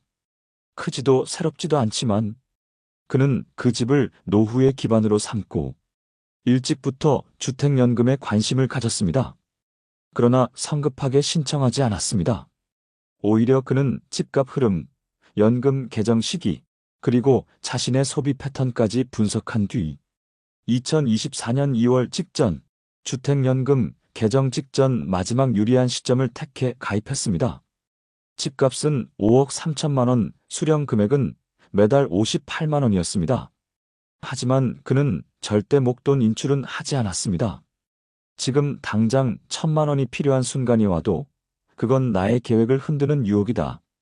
그는 그렇게 스스로와 약속했고 그 약속을 지금까지 지켜오고 있습니다. 지금 그는 국민연금 월 75만 원과 주택연금 58만 원 그리고 소액 투자 수익으로 매달 150만 원 내외의 생활비를 확보하며 적정 소비, 저소비의 균형 있는 노후를 보내고 있습니다. 무엇보다 인상적인 건 그의 하루 일과입니다. 아침 8시에 일어나 동네 경로당에서 노래교실과 요가 수업을 듣고 점심은 복지관 식당에서 5,000원의 정식으로 해결하며 오후에는 여수 시립도서관에서 책을 읽는 시간을 즐깁니다. 이렇게 안정적인 생활이 가능했던 배경에는 미리미리 준비된 마음가짐과 쉽고 안전한 선택을 꾸준히 지킨 태도가 있습니다. 자식과의 관계도 돈으로 엇나가지 않았습니다. 아버지, 어떻게 이렇게 꼼꼼하게 준비하셨어요? 큰아들의 이 말에 심씨는 웃으며 말했습니다. 너희 줄 생각 안 하고 준비하니까 오히려 너희랑 안 싸우게 되더라. 그는 자식들에게 집을 상속할 생각이 없습니다. 주택연금은 소유권 이전 없이 이용만 하는 구조이기에 심씨가 사망한 뒤 연금 누적액과 집값이 비교되어 자녀가 상속 여부를 선택하게 됩니다. 하지만 그는 말합니다. 난 남겨주려고 산 게 아니라 살아있는 동안 아내랑 편히 살려고 연금 받는 거야. 그리고 실제로 매달 연금이 들어올 때마다 가계부를 작성하고 20년 후를 상정한 생활비 시뮬레이션을 엑셀로 정리합니다. 이 모든 게 심씨의 일상이자 루틴입니다. 작년 여름 아내가 무릎 관절 치료를 받았을 때 그는 급하게 돈을 쓰지 않았습니다. 예비비로 따로 만들어둔 500만 원짜리 건강 비상금 통장이 있었기 때문입니다. 그 통장에서 치료비를 해결했고 연금이나 예금에는 손도 대지 않았습니다. 현재 그는 여수시에서 운영하는 노인 상담사 프로그램에 지원하여 지역 시니어를 위한 금융 멘토로 활동하고 있습니다. 실제로 그의 조언을 듣고 주택연금을 신청한 이웃 어르신만 15명에 달합니다. 심씨는 말합니다. 돈이 많아서 행복한 게 아니야. 내가 뭘 쓸 수 있고 뭘 지킬 수 있는지를 스스로 판단할 수 있을 때 편안해지는 거야. 요즘 그는 아내와 함께 동네 텃밭을 일구며 일주일에 한 번 마을버스를 타고 바다를 보러 갑니다. 가끔은 통장 잔고를 보며 딱 내가 원하는 만큼만 줄어들고 있다며 웃습니다. 그에게 있어 노후는 불안하거나 불편한 인생이 아닙니다. 철저히 준비된 평범하지만 단단한 일상입니다. 위기의 순간에도 흔들리지 않은 선택, 그것이 그를 오늘처럼 평온하게 만든 것입니다. 주택연금은 분명히 매달 일정 금액을 보장받는 안정적인 제도지만 실제로 그 제도를 선택한 사람들의 현실은 생각보다 복잡합니다. 국내 금융기관의 자료에 따르면 현재 주택연금을 수령 중인 사람들 중 약 25%가 연금 개시 후 5년 이내에 생활비 부족을 호소하며 추가 재정 지원을 고민한 적이 있다고 응답했습니다. 이는 단순히 금액이 부족해서가 아니라 연금 수령액이 일정한 반면 생활비는 예측 불가한 변수에 따라 달라지기 때문입니다. 특히 의료비 지출, 가스비 전기료 상승, 예기치 못한 가족 지출 등이 주요한 이유로 꼽힙니다. 또 다른 자료에서는 주택연금 수령자의 약 절반 이상이 제도 가입 후 수년 이내에 목돈 인출 옵션을 이용한 것으로 나타났습니다. 이 목돈 인출이 문제가 되는 이유는 바로 이자 구조 때문입니다. 주택연금은 단순히 원금을 나눠주는 것이 아니라 복리 구조로 이자가 누적되는 방식입니다. 이 말은 곧 초반에 목돈을 인출하면 남은 기간 동안 받을 수 있는 연금 총액이 크게 줄어든다는 것을 의미합니다. 특히 고령자가 장기 생존할수록 손해는 눈덩이처럼 불어날 수밖에 없습니다. 국내외 연구에서도 비슷한 결과가 나타났습니다. 해외의 한 복지재단이 고령층의 주택연금 활용 실태를 조사한 보고서에서는 연금 수령자 중 연금을 통해 안정적 생활을 유지하는 비율은 단 25%에 불과하다고 밝혔습니다. 나머지는 연금만으로는 생활이 어려워 다른 소득원이나 자산을 추가로 동원해야 했습니다. 이는 주택연금이 독립적인 생계수단이 아니라 다른 연금이나 자산과 결합해 운영해야 제대로 된 효과를 발휘한다는 사실을 보여줍니다. 또한 주택 가격 변동성도 무시할 수 없습니다. 국내 통계청의 자료에 따르면 최근 몇 년간 지역별 주택 가격 변동률은 최고 30% 이상 차이가 난 것으로 나타났습니다. 이 말은 같은 시기에 주택연금을 신청하더라도 어떤 지역에 사느냐에 따라 연금 수령액이 천차만별이라는 뜻입니다. 특히 지방의 중소도시 거주자의 경우 수도권 대비 연금 산정 기준이 낮아 더 적은 금액을 받을 수밖에 없는 구조입니다. 전문가들은 이런 현실을 두고 주택연금은 결국 언제, 어떤 조건에서 얼마나 정확히 이해하고 가입하느냐에 따라 가가치가 완전히 달라지는 제도라고 말합니다. 특히 한국처럼 평균 기대 수명이 계속 늘어나고 있는 사회에서는 단순히 월 몇십만 원의 연금만으로는 노후 생존을 장담하기 어렵다는 지적도 나옵니다. 실제로 통계청은 2030년이면 국민 절반 이상이 60대 이상이 될 것이라고 내다보고 있으며 이로 인해 고령자 복지 정책은 물론 개인의 노후 설계에도 큰 변화가 필요하다고 강조하고 있습니다. 무엇보다 주택연금의 구조적 특성 중 하나는 한번 신청하면 되돌리기 어렵다는 점입니다. 초기에는 집값 기준으로 연금액이 정해지고 그 기준은 이후 변경이 어렵습니다. 그런데 최근 몇 년간 급등했던 부동산 시장이 안정세를 보이면서 시세 하락 구간에서 연금을 신청한 경우엔 향후 상속 가능 금액이 대폭 줄어들 수 있습니다.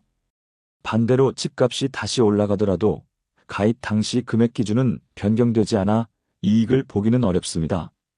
결국 이 제도는 타이밍이 무엇보다 중요하다는 사실을 다시 한번 확인시켜줍니다. 이처럼 주택연금은 단순한 제도처럼 보이지만 그 안에는 복잡한 금융 구조와 삶의 리스크가 숨어 있습니다. 특히 기대 수명 증가, 의료비 상승, 고립된 노후라는 현실이 맞물릴 경우 단지 한 달 몇십만 원의 연금만으로는 충분하지 않을 수 있습니다. 전문가들은 입을 모아 말합니다. 주택연금은 당신의 삶을 지켜줄 수 있는 하나의 수단일 뿐 전부는 아니다. 따라서 이 제도를 이해할 때는 단지 수령액만이 아니라 수명, 건강, 자녀 관계, 주택시장 흐름까지 종합적으로 고려해야 한다는 것입니다. 한국 사회가 점점 고령화됨에 따라 주택연금에 대한 수요는 계속 늘어나고 있지만 앞서 살펴본 사례들처럼 연금만으로는 해결되지 않는 노후의 현실을 마주하게 되는 경우도 적지 않습니다. 그렇다면 우리는 이 문제를 어떻게 풀어가야 할까요? 우선 가장 중요한 것은 제도에 대한 정확한 이해와 계획입니다. 전문가들은 주택연금을 신청하기 전에 본인의 자산 구성, 기대 수명, 건강 상태, 가족과의 관계, 거주 지역의 부동산 시세 흐름까지 총체적으로 고려해야 한다고 말합니다. 특히 무조건 늦게 신청할수록 유리하다는 통념이나 월 수령액이 높으면 무조건 좋다는 단순한 계산만으로 접근하지 않아야 합니다. 이러한 판단을 돕기 위해 대한민국 일부 지자체에서는 매우 실질적인 프로그램들을 운영 중입니다. 예를 들어 서울특별시 50플러스 재단에서는 만 50세 이상 시민을 대상으로 중장년 자산관리 상담 서비스를 운영하고 있습니다. 이 프로그램은 연금 활용, 부동산 매각, 주택연금 활용 전략 등 다양한 주제를 다루며 신청자들은 전문 재무설계사와 1대1로 상담을 받을 수 있습니다. 또 부산광역시의 노후생활설계 통합지원센터에서는 고령층 시민을 대상으로 생애주기별 자산 설계 교육과 무료 재무검진 프로그램을 제공하며 실제로 이 서비스를 이용한 이들의 만족도는 매우 높다는 평가를 받고 있습니다. 이런 프로그램은 단순 정보 전달이 아니라 개개인의 조건에 맞는 시뮬레이션을 기반으로 실질적인 조언을 제공하기 때문에 주택연금과 같은 중요한 제도에 대한 판단을 내리기 전에 반드시 활용해 볼 만한 자원입니다. 또한 각 지자체에서는 돌봄 서비스와 연계한 주거 연계형 커뮤니티 케어 정책도 점차 확대하고 있습니다. 예컨대 광주광역시에서는 주택을 담보로 연금 수령을 하면서도 같은 지역 내 거점 복지관이나 노인 복지센터와 연결해 의료 돌봄, 식사 등을 동시에 지원받는 형태의 프로그램을 운영 중입니다. 이러한 지역 기반 모델은 고립된 주거지에서 혼자 노후를 버티는 대신 공동체 기반의 안전망 안에서 경제적, 사회적 지원을 동시에 받게 해줍니다. 해외 사례도 눈여겨볼 만합니다. 일본은 이미 고령화 선진국으로서 영목이지 연금과 함께 지방정부 연계형 노후 생활보장 제도를 운영하고 있습니다. 도쿄와 오사카 등 주요 지자체는 노인 단독 가구를 대상으로 자산 상태와 건강 상태를 종합평가한 후 개인에게 적합한 재무관리 프로그램과 공공주택 전환 옵션을 동시에 안내하고 있으며 해당 제도를 이용한 고령자는 연금 주거 돌봄이라는 세 가지 축을 동시에 안정적으로 확보하고 있습니다. 독일 역시 장기요양보험과 연계된 노인 생활 안정 시스템을 통해 재산이 부족한 고령자에게는 주택연금 방식 대신 공공주택 전환과 생활수당 연계를 적극 권장하고 있으며 민간 금융기관이 아닌 국가기관이 연금 지급을 전담함으로써 사적 금융 리스크를 줄이는 구조를 만들어 놓았습니다. 이런 나라들의 공통점은 단순히 주택을 활용하라는 조언에 그치지 않고 그 주택을 기반으로 어떻게 살아갈 것인가까지 고민하는 시스템이 구축되어 있다는 점입니다. 결국 우리는 단순히 주택연금이라는 상품 하나에 기대기보다 국가와 지자체가 제공하는 제도적 안전망을 최대한 활용하고 가능하다면 사전에 전문가와 상담을 진행하여 내 상황에 맞는 맞춤 전략을 세우는 것이 무엇보다 중요합니다. 특히 지자체 프로그램은 대개 무료로 제공되며 가까운 주민센터나 복지관, 노인종합상담센터를 통해 쉽게 접근할 수 있기 때문에 활용도가 매우 높습니다. 은퇴 후 선택의 시기가 오기 전에 지금 당장 나에게 맞는 정보와 상담을 통해 나의 자산과 삶을 설계하는 것이 결국 우리가 마지막까지 품위 있게 살아가는 가장 현실적인 길이 아닐까요? 남은 시간을 채우는 건 돈이 아니라 마음입니다. 바람이 불어도 나무는 스스로를 흔들지 않습니다. 지켜야 할 집이 있다는 건 결국 내가 나를 지킬 수 있다는 뜻입니다. 여러분, 오늘 영상에서 보신 두 사람의 삶을 떠올려 보셨나요? 한 사람은 무심코 꺼내 쓴 목돈 한 장으로 10년 넘게 불안과 후회 속에서 살아가고 있습니다. 자식에게 미안함만 남기고 정작 자신은 매달 전기장판 하나로 겨울을 버티며 살고 있죠. 반면 또 다른 한 사람은 작은 집 한 채를 지키기 위해 매 순간 선택을 고민하고 또 준비했습니다. 자식에게 부담 주지 않겠다는 결심, 연금을 신청하기 전 10번 넘게 상담을 받은 노력, 그 모든 선택이 지금의 평온한 삶을 만들어낸 것입니다. 여러분, 우리의 노후는 어느 날 갑자기 찾아오는 것이 아닙니다. 어쩌면 지금, 이 순간 우리가 내리는 작은 결정 하나가 앞으로의 30년을 만들어갈지도 모릅니다. 노후가 두렵다고요? 괜찮습니다. 우리는 지금부터 다시 시작할 수 있습니다. 단 한 번의 신중한 선택, 그리고 조금 더 자신을 아끼는 마음만 있다면 우리 모두는 누군가에게 기대지 않아도 괜찮은 삶을 살아갈 수 있습니다. 이제는 더 이상 자식만을 바라보는 노후가 아니라 스스로 중심을 잡고 살아가는 노후를 선택해야 합니다. 그것이 바로 우리 자신을 위한 존엄이고 우리 세대가 다음 세대에게 남겨줄 수 있는 가장 따뜻한 유산일지도 모릅니다. 여러분, 이제는 누구보다도 자신을 아껴주세요. 여러분이 걸어온 그 길이 누구보다 값진 여정이었음을 당신 스스로 믿고 지켜주시길 바랍니다. 감사합니다. 여러분 믿기 힘드시겠지만 최근 통계에 따르면 50대 형제자매 중 절반 이상이 서로 전혀 다른 인생을 살고 있다고 합니다.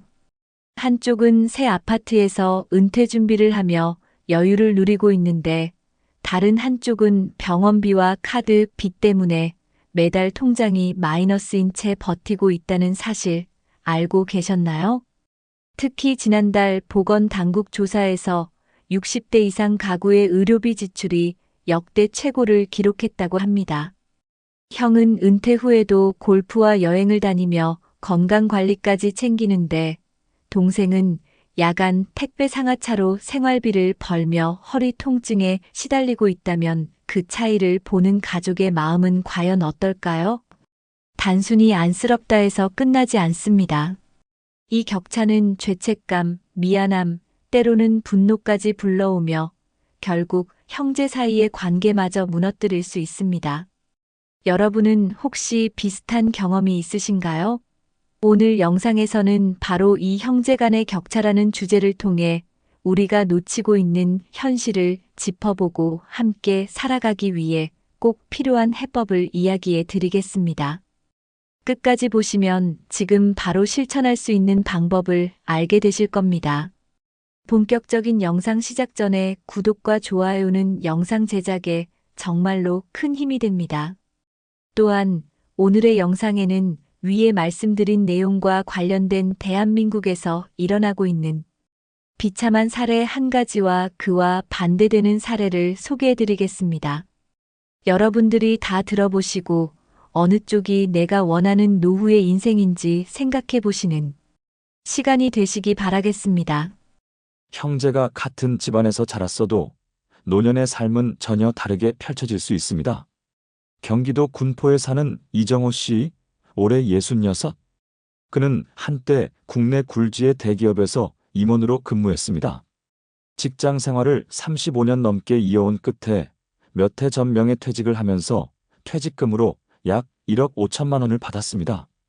동기들과 비교해도 적지 않은 금액이었고 정호 씨 스스로도 이제는 노후가 어느 정도 보장되겠구나 하고 안도했죠. 하지만 그에게는 항상 마음 한편에 무거운 짐이 있었습니다. 바로 5살 아래 동생 이철우 씨였습니다. 철우 씨는 청년 시절부터 사업에 뛰어들었다가 번번이 실패를 겪었습니다. 조그만 인테리어 업체를 꾸렸을 땐 IMF 외환위기를 버티지 못했고 이후에도 치킨집, PC방 같은 소규모 창업을 반복했지만 매번 빚만 늘어갔습니다. 명절이면 두 형제가 부모님 댁에 모였습니다. 형 정호 씨는 늘 반듯한 양복 차림에 넉넉한 선물을 들고 나타났고 동생 철우 씨는 점점 낡아가는 승합차를 타고 와서 얼굴 가득 피곤함을 감추지 못했습니다.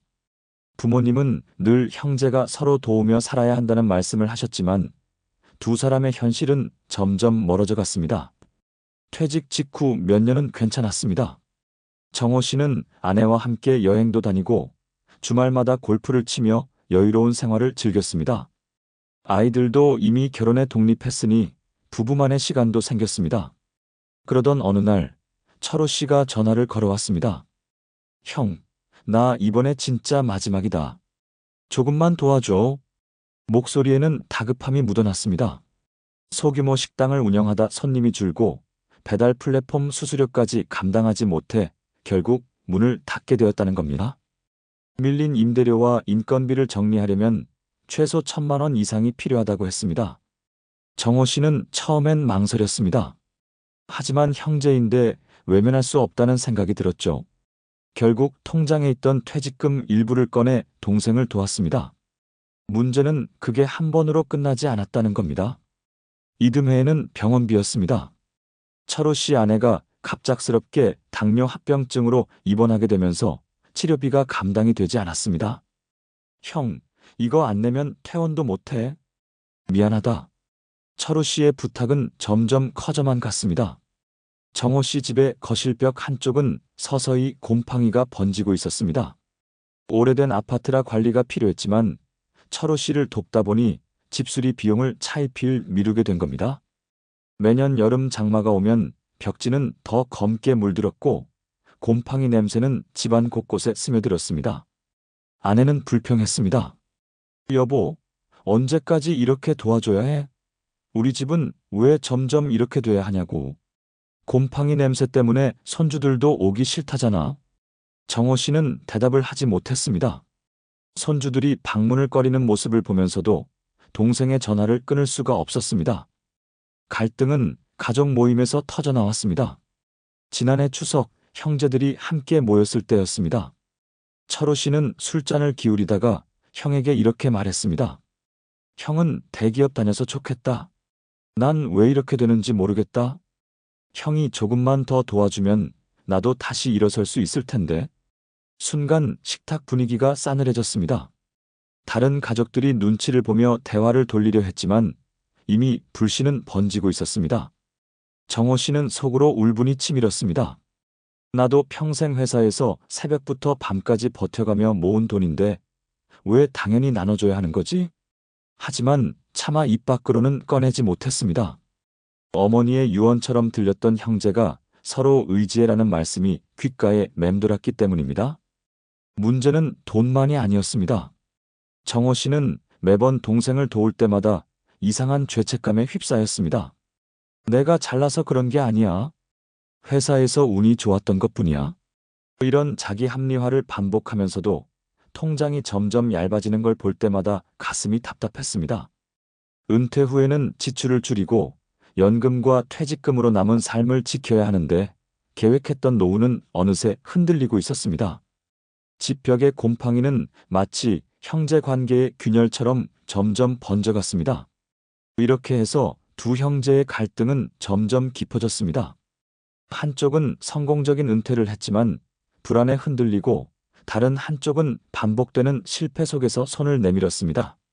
그리고 그 사이에는 형제니까 외면할 수 없다는 말과 언제까지 짐을 져야 하나라는 고통이 엉켜 있었습니다. 겨울이 깊어가던 지난 1월, 정호 씨 집의 거실 벽지는 이미 곰팡이로 얼룩져 있었습니다. 창가 쪽에서 시작된 검은 자국은 벽 전체로 번졌고 마치 가족의 평온한 일상을 갉아먹는 그림자처럼 느껴졌습니다. 그날 저녁 철호 씨에게서 또다시 전화가 걸려왔습니다. 형, 이번엔 진짜 마지막이다. 아들이 대학 등록금을 못 내서 휴학을 해야 한대. 정호 씨는 말문이 막혔습니다. 이미 몇 차례 마지막이라는 말을 들었기 때문입니다. 수화기 너머로 들려오는 철호 씨의 떨리는 목소리에 정호 씨의 손은 여전히 지갑을 향하고 있었습니다.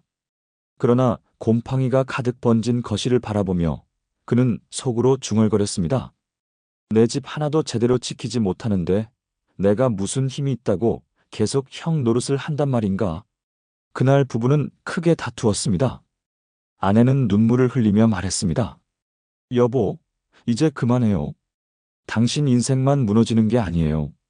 우리 노후도 우리 아이들까지 다 흔들리고 있어요. 정호 씨는 아무 대꾸도 하지 못했습니다. 그의 마음속에서는 형제애와 책임감, 그리고 점점 커지는 분노가 복잡하게 얽혀 있었습니다. 며칠 뒤, 정호 씨는 우연히 철호 씨의 집을 방문했습니다. 낡은 다세대 주택, 좁은 골목 안쪽에서 만난 철호 씨의 거실 역시 벽지 한쪽이 곰팡이로 가득 차 있었습니다. 그 모습은 마치 두 형제가 겪는 현실을 그대로 비춘 거울 같았습니다. 형, 미안하다. 나도 아는데 나 혼자선 도저히 못 버티겠다. 철호 씨의 굽은 어깨와 깊게 팬 주름을 바라보며 정호 씨는 처음으로 이건 단순히 돈의 문제가 아니구나라는 걸 느꼈습니다. 동생은 단순히 빚에 눌린 게 아니라 삶 전체가 무너져가고 있었습니다.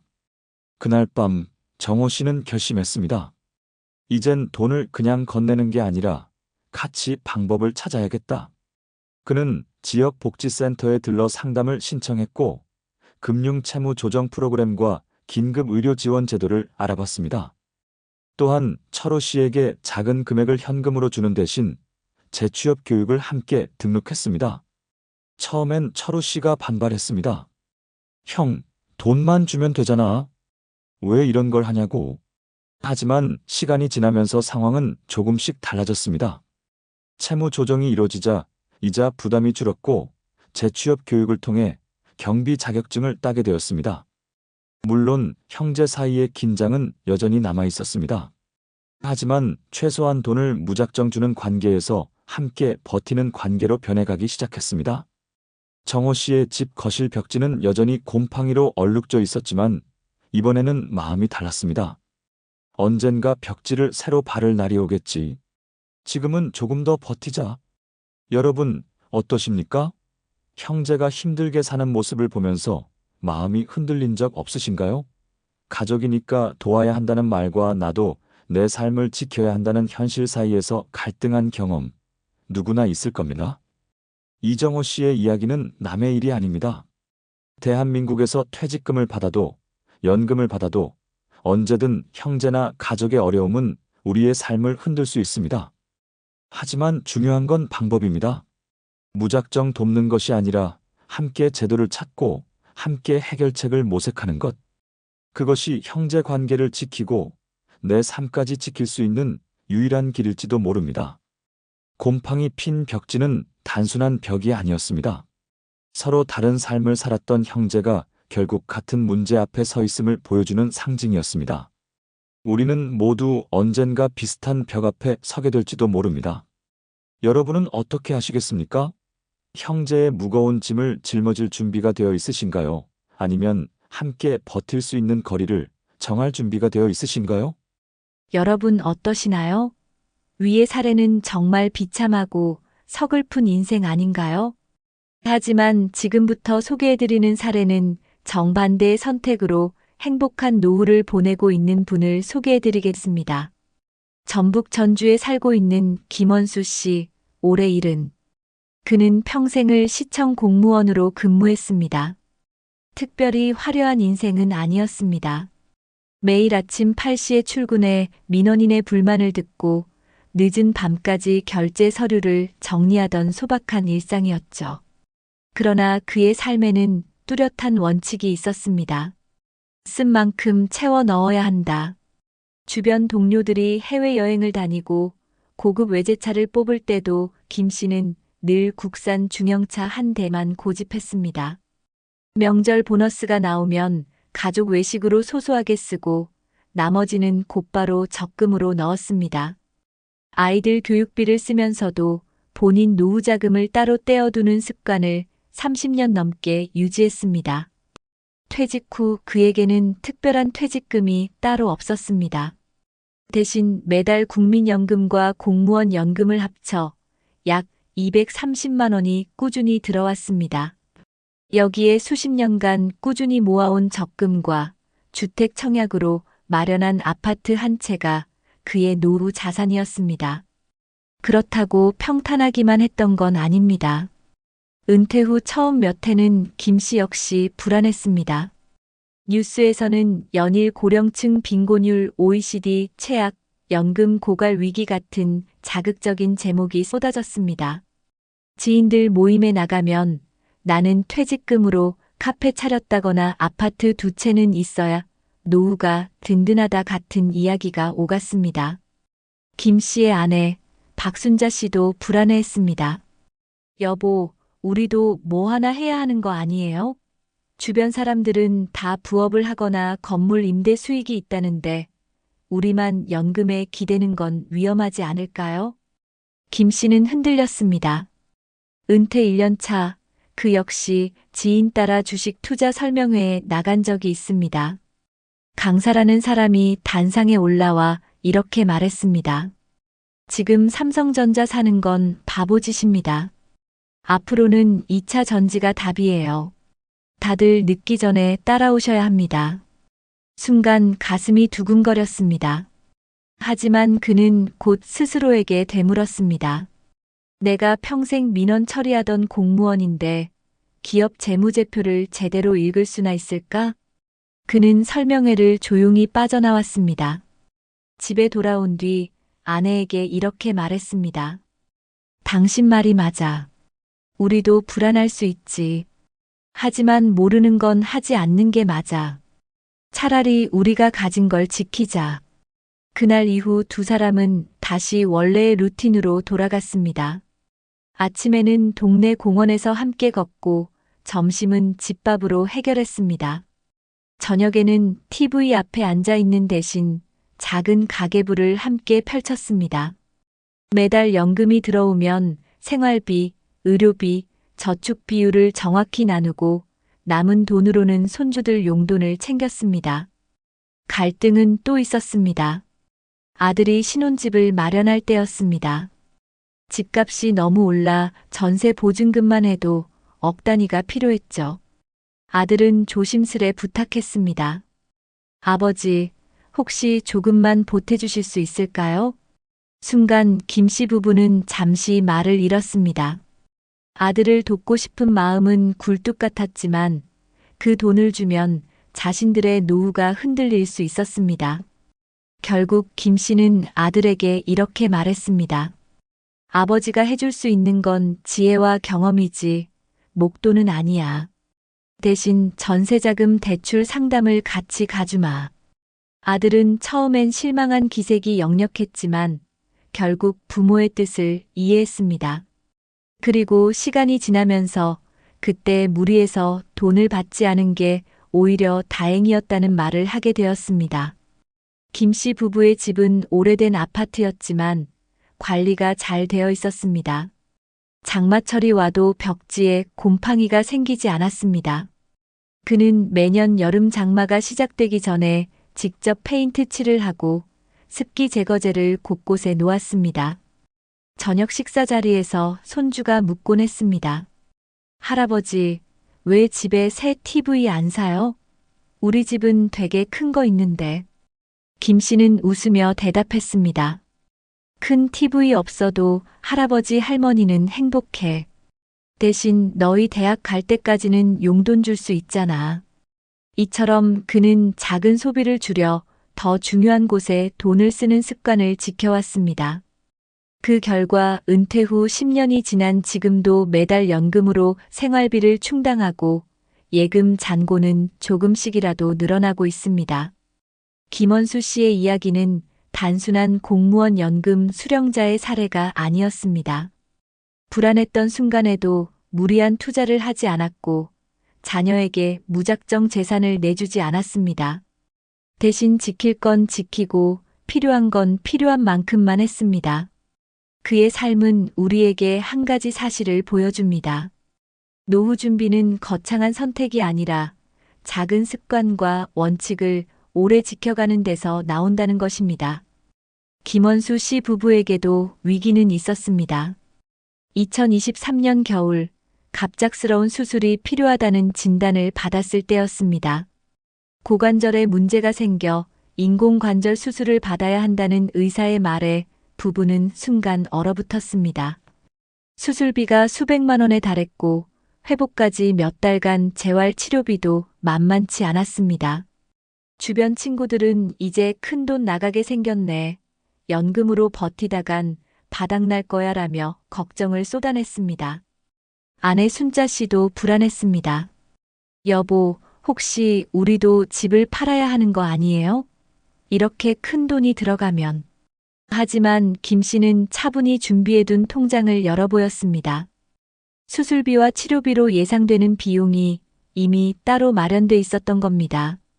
의료비 전용으로 매달 소액을 모아둔 적금이 있었고 지역의 노인 의료비 지원 제도도 활용할 수 있었습니다. 그제야 아내는 안도의 한숨을 내쉬며 말했습니다. 그래도 당신이 평생 지켜온 습관 덕에 우리가 흔들리지 않네요. 수술과 재활치료는 힘들었지만 김 씨는 곧 일상으로 돌아올 수 있었습니다. 병실에서 같은 연배 환자들을 보며 그는 더 확신하게 되었습니다. 옆 침대에 있던 70대 남성은 퇴직 후 퇴직금을 모두 부동산 투자에 넣었다가 실패해 수술비조차 마련하지 못해 자녀들에게 손을 벌리고 있었습니다. 또 다른 환자는 고위직으로 퇴직했지만 노후 자금 대부분을 자녀의 창업 지원에 쏟아부어 지금은 생활비가 부족하다고 하소연했습니다. 김 씨는 그들을 보며 마음이 무거워졌습니다. 하지만 동시에 자신이 지켜온 선택이 옳았다는 확신도 들었습니다. 내가 욕심을 부리지 않고 원칙을 지킨 덕분에 지금 이 자리에 이렇게 설 수 있구나. 퇴원 후 그는 생활을 더욱 단순화했습니다. 불필요한 모임을 줄이고 동네 복지관에서 하는 무료 강좌를 듣거나 아내와 함께 등산을 다녔습니다. 매달 연금이 들어올 때마다 지출을 점검하는 습관도 변함없이 이어갔습니다. 여러분, 김원수 씨의 삶은 우리 모두에게 많은 시사점을 줍니다. 그는 특별히 큰 돈을 벌지도 않았습니다. 대기업 임원처럼 억대 퇴직금을 받은 것도 아니었고 화려한 사업 수완이 있었던 것도 아니었습니다. 그러나 그는 평생 모르는 건 하지 않는다. 작은 건 반드시 지킨다라는 원칙을 고수했습니다. 그 결과 위기가 닥쳐도 집을 팔지 않았고 자녀에게 손 벌리지 않았으며 의료비에도 흔들리지 않았습니다. 무엇보다도 부부가 서로를 원망하지 않고 손주들과 함께 웃으며 지낼 수 있었습니다. 2025년 대한민국은 누구에게나 불안한 시대입니다. 연금 고갈, 고령층 의료비 부담, 치솟는 생활비. 그러나 김원수 씨의 이야기는 우리에게 이렇게 말해줍니다. 큰돈보다 중요한 건 지켜온 작은 습관과 원칙이라고 말입니다. 여러분은 어떠신가요? 오늘도 불안에 흔들리며 남이 권하는 투자나 무리한 선택을 고민하고 계신가요? 아니면 김원수 씨처럼 꾸준히 원칙을 지키며 내 삶을 단단히 지켜가고 계신가요? 여러분, 그렇다면 지금 이야기한 형제 간 격차가 단순히 개인의 문제일까요? 사실은 통계로도 명확히 드러나고 있습니다. 먼저 대한민국 통계청의 가계금융복지조사 2024 자료에 따르면 우리나라 60세 이상 가구의 자산 격차는 심각한 수준으로 나타났습니다. 상위 20% 가구의 평균 순자산은 약 12억 원을 넘겼지만 하위 20% 가구는 1억 원에도 미치지 못했습니다. 단순히 5배 차이가 아니라 노후 생활 안정성에서 엄청난 격차를 보이는 것이죠. 특히 형제나 자매처럼 같은 세대 안에서도 이러한 자산 격차가 고스란히 관계에 반영된다는 점이 문제입니다. 보건복지부의 노인 실태 조사 2023에서는 노인 가구 중 절반 가까이가 매달 기본 생활비를 마련하는데 어려움을 겪는다고 답했고, 응답자의 37%는 형제나 친척에게 경제적 도움을 요청한 경험이 있다고 밝혔습니다. 이는 곧 노후의 빈곤이 단순히 개인만의 문제가 아니라 가족 전체, 형제 관계까지 흔들 수 있다는 것을 보여줍니다. 또 한국보건사회연구원 KIHASA의 2022년 연구 보고서에서는 고령층의 형제 지원 요청 경험이 최근 10년 동안 꾸준히 증가했다고 분석했는데, 특히 사업 실패나 건강 악화 같은 이유로 형제에게 반복적으로 금전적 지원을 요청하는 사례가 늘어난 것으로 나타났습니다. 이처럼 제도적 안전망이 충분하지 않은 현실에서 형제 간의 경제적 격차는 결국 가족 내 갈등으로 이어지고 있습니다. 국내 학계에서도 관련 연구가 다수 발표되었는데요. 2021년 대한가정학회지 논문에서는 고령 형제자매 간 자산 격차가 심리적 불안과 관계 단절로 이어질 가능성이 크다고 분석했습니다. 연구에 참여한 노인 중 상당수가 형제에게 반복적으로 도움을 요청하거나 반대로 형제에게서 도움을 거절당한 경험을 가지고 있었으며, 이러한 경험이 쌓이면 결국 정서적 거리감이 생기고 관계가 끊어지는 경우가 많다고 지적했습니다.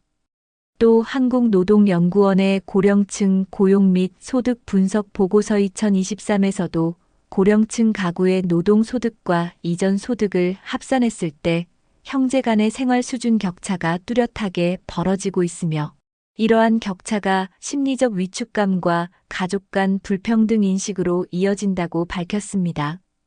실제로 60대와 70대 응답자 중 형제의 생활 수준과 비교하며 우울감을 느낀다는 비율이 30%를 넘어섰습니다. 이는 단순히 돈의 문제가 아니라 정신 건강에도 영향을 준다는 것을 의미합니다. 이제 해외 사례도 살펴보겠습니다. OECD가 2023년에 발표한 엘더리 인컴 언드 웰스 이닉왈러티 리포트에 따르면 회원국 전반에서 고령층의 자산 격차는 확대되는 추세였으며 특히 형제자매 간 경제적 불균형이 심각한 사회적 문제로 부각되고 있다고 합니다. 미국의 경우 미국 노인학 회더 제런탈러지스트 2022에 게재된 논문에서는 고령층 형제 간의 소득자산 격차가 심리적 갈등을 심화시키고 가족 내 경제적 지원 요구 빈도를 높여 결국 관계가 소원해지는 양상이 나타났다고 분석했습니다. 영국 역시 비슷한 결과가 확인되는데 런던 정경대 LSE 사회정책연구소의 2021년 보고서는 고령층이 겪는 빈곤 문제 중 상당 부분이 형제자매 간의 불균형 지원 구조로 드러났다고 밝혔습니다. 형제 중 경제력이 상대적으로 나은 쪽이 부담을 지게 되면서 장기간 갈등을 겪는 사례가 빈번했다는 겁니다. 일본의 경우에도 일본 후생 노동성의 2022년 노인 실태 조사에서 형제자매 간 갈등의 주요 원인 중 하나가 경제적 지원 문제라고 밝히며 특히 중장년층 이후의 형제 관계에서 돈 문제로 인한 단절이 사회적 고립으로 이어진다고 경고했습니다. 이처럼 국내외 통계와 연구 결과를 종합해보면 노후의 자산 격차는 단순히 개인의 경제 수준 차이에서 그치지 않습니다. 같은 부모 밑에서 자라난 형제자매 사이에서도 그 격차가 극명하게 드러나며 이는 곧 가족 간 불화, 심리적 불안, 나아가 사회적 문제로 확대되고 있는 것입니다. 다시 말해, 우리가 지금 주변에서 보는 형제 한쪽은 여유롭게 지내고 다른 한쪽은 빚에 허덕이는 모습은 특별한 이야기가 아니라 통계로도 입증되는 현실이라는 점입니다. 여러분, 그렇다면 이렇게 형제 간의 격차가 점점 더 벌어지고 서로의 관계마저 무너지는 문제를 어떻게 풀어갈 수 있을까요? 전문가들은 공통적으로 말합니다. 무작정 돈을 주는 방식은 관계를 더 악화시킬 뿐이고 제도와 원칙 안에서 지원해야 한다. 그렇다면 우리 사회에는 어떤 제도적 장치가 있을까요? 먼저 대한민국 중앙정부 차원에서는 보건복지부의 긴급복지지원제도가 대표적입니다. 갑작스러운 실직이나 질병으로 생계가 곤란해진 가구에게 일정 기간 생계비 의료비 주거비를 지원하는 제도인데 실제로 2024년 한 해 동안 약 7만 가구가 제도를 이용했습니다. 형제가 도와줄 수 없는 상황에서도 국가가 최소한의 안전망을 마련해주고 있는 것이죠. 또 고용노동부의 신중년 재취업 지원 프로그램은 50대 60대 이후에도 일할 수 있는 기회를 제공하는 제도입니다. 전국 고용센터를 통해 무료 직업 훈련과 취업 알선을 받을 수 있는데 형제 중 한 명이 소득을 잃었을 때 단순히 가족에게만 의존하지 않고 다시 노동시장에 진입할 수 있도록 돕는 장치입니다. 금융 쪽으로는 금융위원회에 채무조정제도 신용회복위원회가 있습니다. 빚을 감당하지 못해 형제에게 도움을 요청하는 경우가 많지만 이 제도를 활용하면 과도한 이자를 줄이고 원금을 분할 상환할 수 있어 가족 간의 금전적 갈등을 줄이는 데 큰 도움이 됩니다. 지자체 차원에서도 다양한 정책이 실행되고 있습니다. 서울시는 서울형 긴급복지 제도를 운영하여 중앙정부 지원을 받지 못하는 가구에도 생계비를 신속히 지원합니다.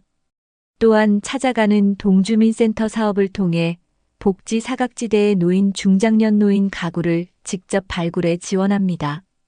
부산광역시는 신중년 사회공헌 일자리 사업을 통해 은퇴한 중장년층이 지역 아동센터, 복지관 등에서 일하며 소득도 얻고 사회적 관계도 유지할 수 있도록 돕고 있습니다.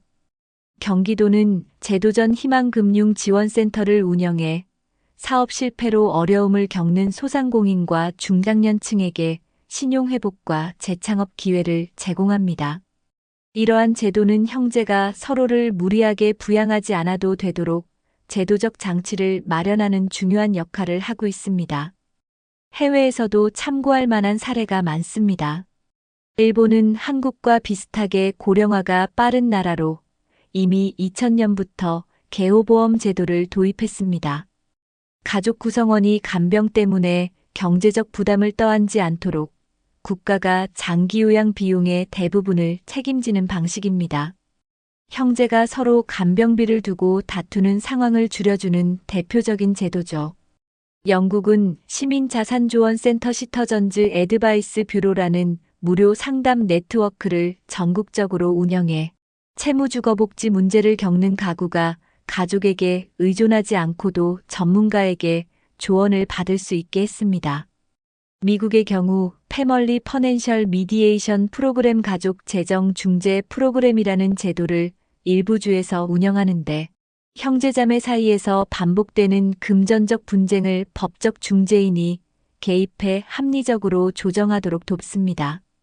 이런 사례들은 우리에게도 시사하는 바가 큽니다. 결국 중요한 건 가족만의 책임이 아니라 사회 전체의 안전망이라는 사실입니다. 형제간의 도움을 주고받는 건 당연히 따뜻한 일이지만 그것이 한쪽의 삶을 무너뜨려서는 안 됩니다. 정부와 지자체의 제도를 적극적으로 활용하고 해외 사례에서 교훈을 얻어 우리의 제도를 더 강화해야 하는 이유가 바로 여기에 있습니다. 여러분, 형제에게 손을 내밀어야 하는 상황이 오더라도 이제는 제도를 함께 찾아보고 복지관과 지자체 센터에 문의해 보시길 권합니다. 혼자가 아니라는 사실, 그리고 사회가 함께 짐을 나눠지고 있다는 사실을 아는 것만으로도 삶은 훨씬 가벼워질 수 있습니다. 지금 우리에게 필요한 건 무리한 희생이 아니라 함께 지켜낼 수 있는 지혜와 제도의 활용입니다. 낡은 벽에 핀 곰팡이, 시간을 이기지 못한 자국이 아니라 우리가 지키지 못한 삶의 흔적이었네. 반듯하게 관리된 벽지, 빛이 스며드는 창가에서 웃음 짓는 얼굴은 오랜 세월 지켜온 작은 습관의 열매였네. 여러분, 오늘 우리는 두 명의 형제를 보았습니다. 한쪽은 대기업 임원으로 은퇴했지만 무너져가는 동생을 돕느라 결국 자신의 집마저 곰팡이로 얼룩지게 내버려야 했던 살. 끝내는 형제애와 책임감 사이에서 눈물을 삼켜야 했던 비극의 이야기였습니다. 반면 또 다른 한쪽에서는 평생 소박한 공무원 생활을 하면서도 작은 습관을 지켜내고 무리한 욕심을 부리지 않으며 노후를 단단히 준비한 사람이 있었습니다. 그는 위기의 순간에도 집을 팔지 않았고 자녀에게 손을 벌리지 않았으며 부부가 서로를 원망하지 않고 웃음을 지켜낼 수 있었습니다. 같은 시대를 살아왔고 같은 세월을 버텨왔지만 전혀 다른 두 인생의 풍경. 여러분은 어떤 노후를 맞고 싶으신가요? 우리가 살아가는 이 시대, 50대, 60대, 70대는 이미 너무 많은 풍파를 겪어왔습니다. IMF, 글로벌 금융위기, 코로나, 그리고 지금은 물가 상승과 연금 불안까지 그 모든 파도 앞에서 누구나 흔들릴 수밖에 없습니다. 하지만 오늘의 이야기가 전하는 교훈은 분명합니다. 우리가 지켜야 할 건 화려한 선택이 아니라 지극히 평범한 습관과 원칙이라는 사실입니다. 불필요한 소비를 줄이고 제도의 도움을 찾고 가족과 함께 대화하며 삶을 관리하는 작은 습관들이 모여 우리의 노후를 지켜주는 울타리가 됩니다. 생각해 보십시오. 곰팡이 핀 벽지 앞에서 손주들이 발걸음을 돌리는 노후와 환한 빛이 드는 거실에서 온 가족이 웃으며 식탁을 함께하는 노후. 우리는 모두 선택의 기로에 서 있습니다. 형제의 짐을 홀로 짊어지며 눈물로 버텨야 하는 인생이 될 수도 있고, 작은 지혜와 원칙을 지켜내며 당당하게 나이 들어가는 인생이 될 수도 있습니다. 사랑하는 여러분, 우리는 여전히 늦지 않았습니다. 오늘 이 영상을 보고 있는 순간이 바로 출발점입니다. 지금부터라도 작은 습관 하나를 지켜내고 무리하지 않는 선택을 하며 제도가 주는 도움을 찾아내는 것. 그것이 바로 우리 모두가 행복한 노후를 맞이할 수 있는 길입니다. 그리고 꼭 기억해야 합니다. 형제를 돕는 일은 사랑이지만 무너져 내리는 희생은 사랑이 아닙니다. 나와 가족이 함께 지켜낼 수 있는 선에서 오래도록 이어질 수 있는 거리를 찾는 것. 그것이야말로 진짜 지혜입니다. 마지막으로 여러분께 묻고 싶습니다. 여러분은 곰팡이가 번져가는 벽 앞에 서시겠습니까? 아니면 햇살이 비치는 거실에서 환한 웃음을 지으시겠습니까? 선택은 오늘 이 순간 여러분의 마음속에서 시작됩니다. 그 작은 선택이 모여 우리 모두의 노후를 그리고 가족의 미래를 지켜줄 것입니다.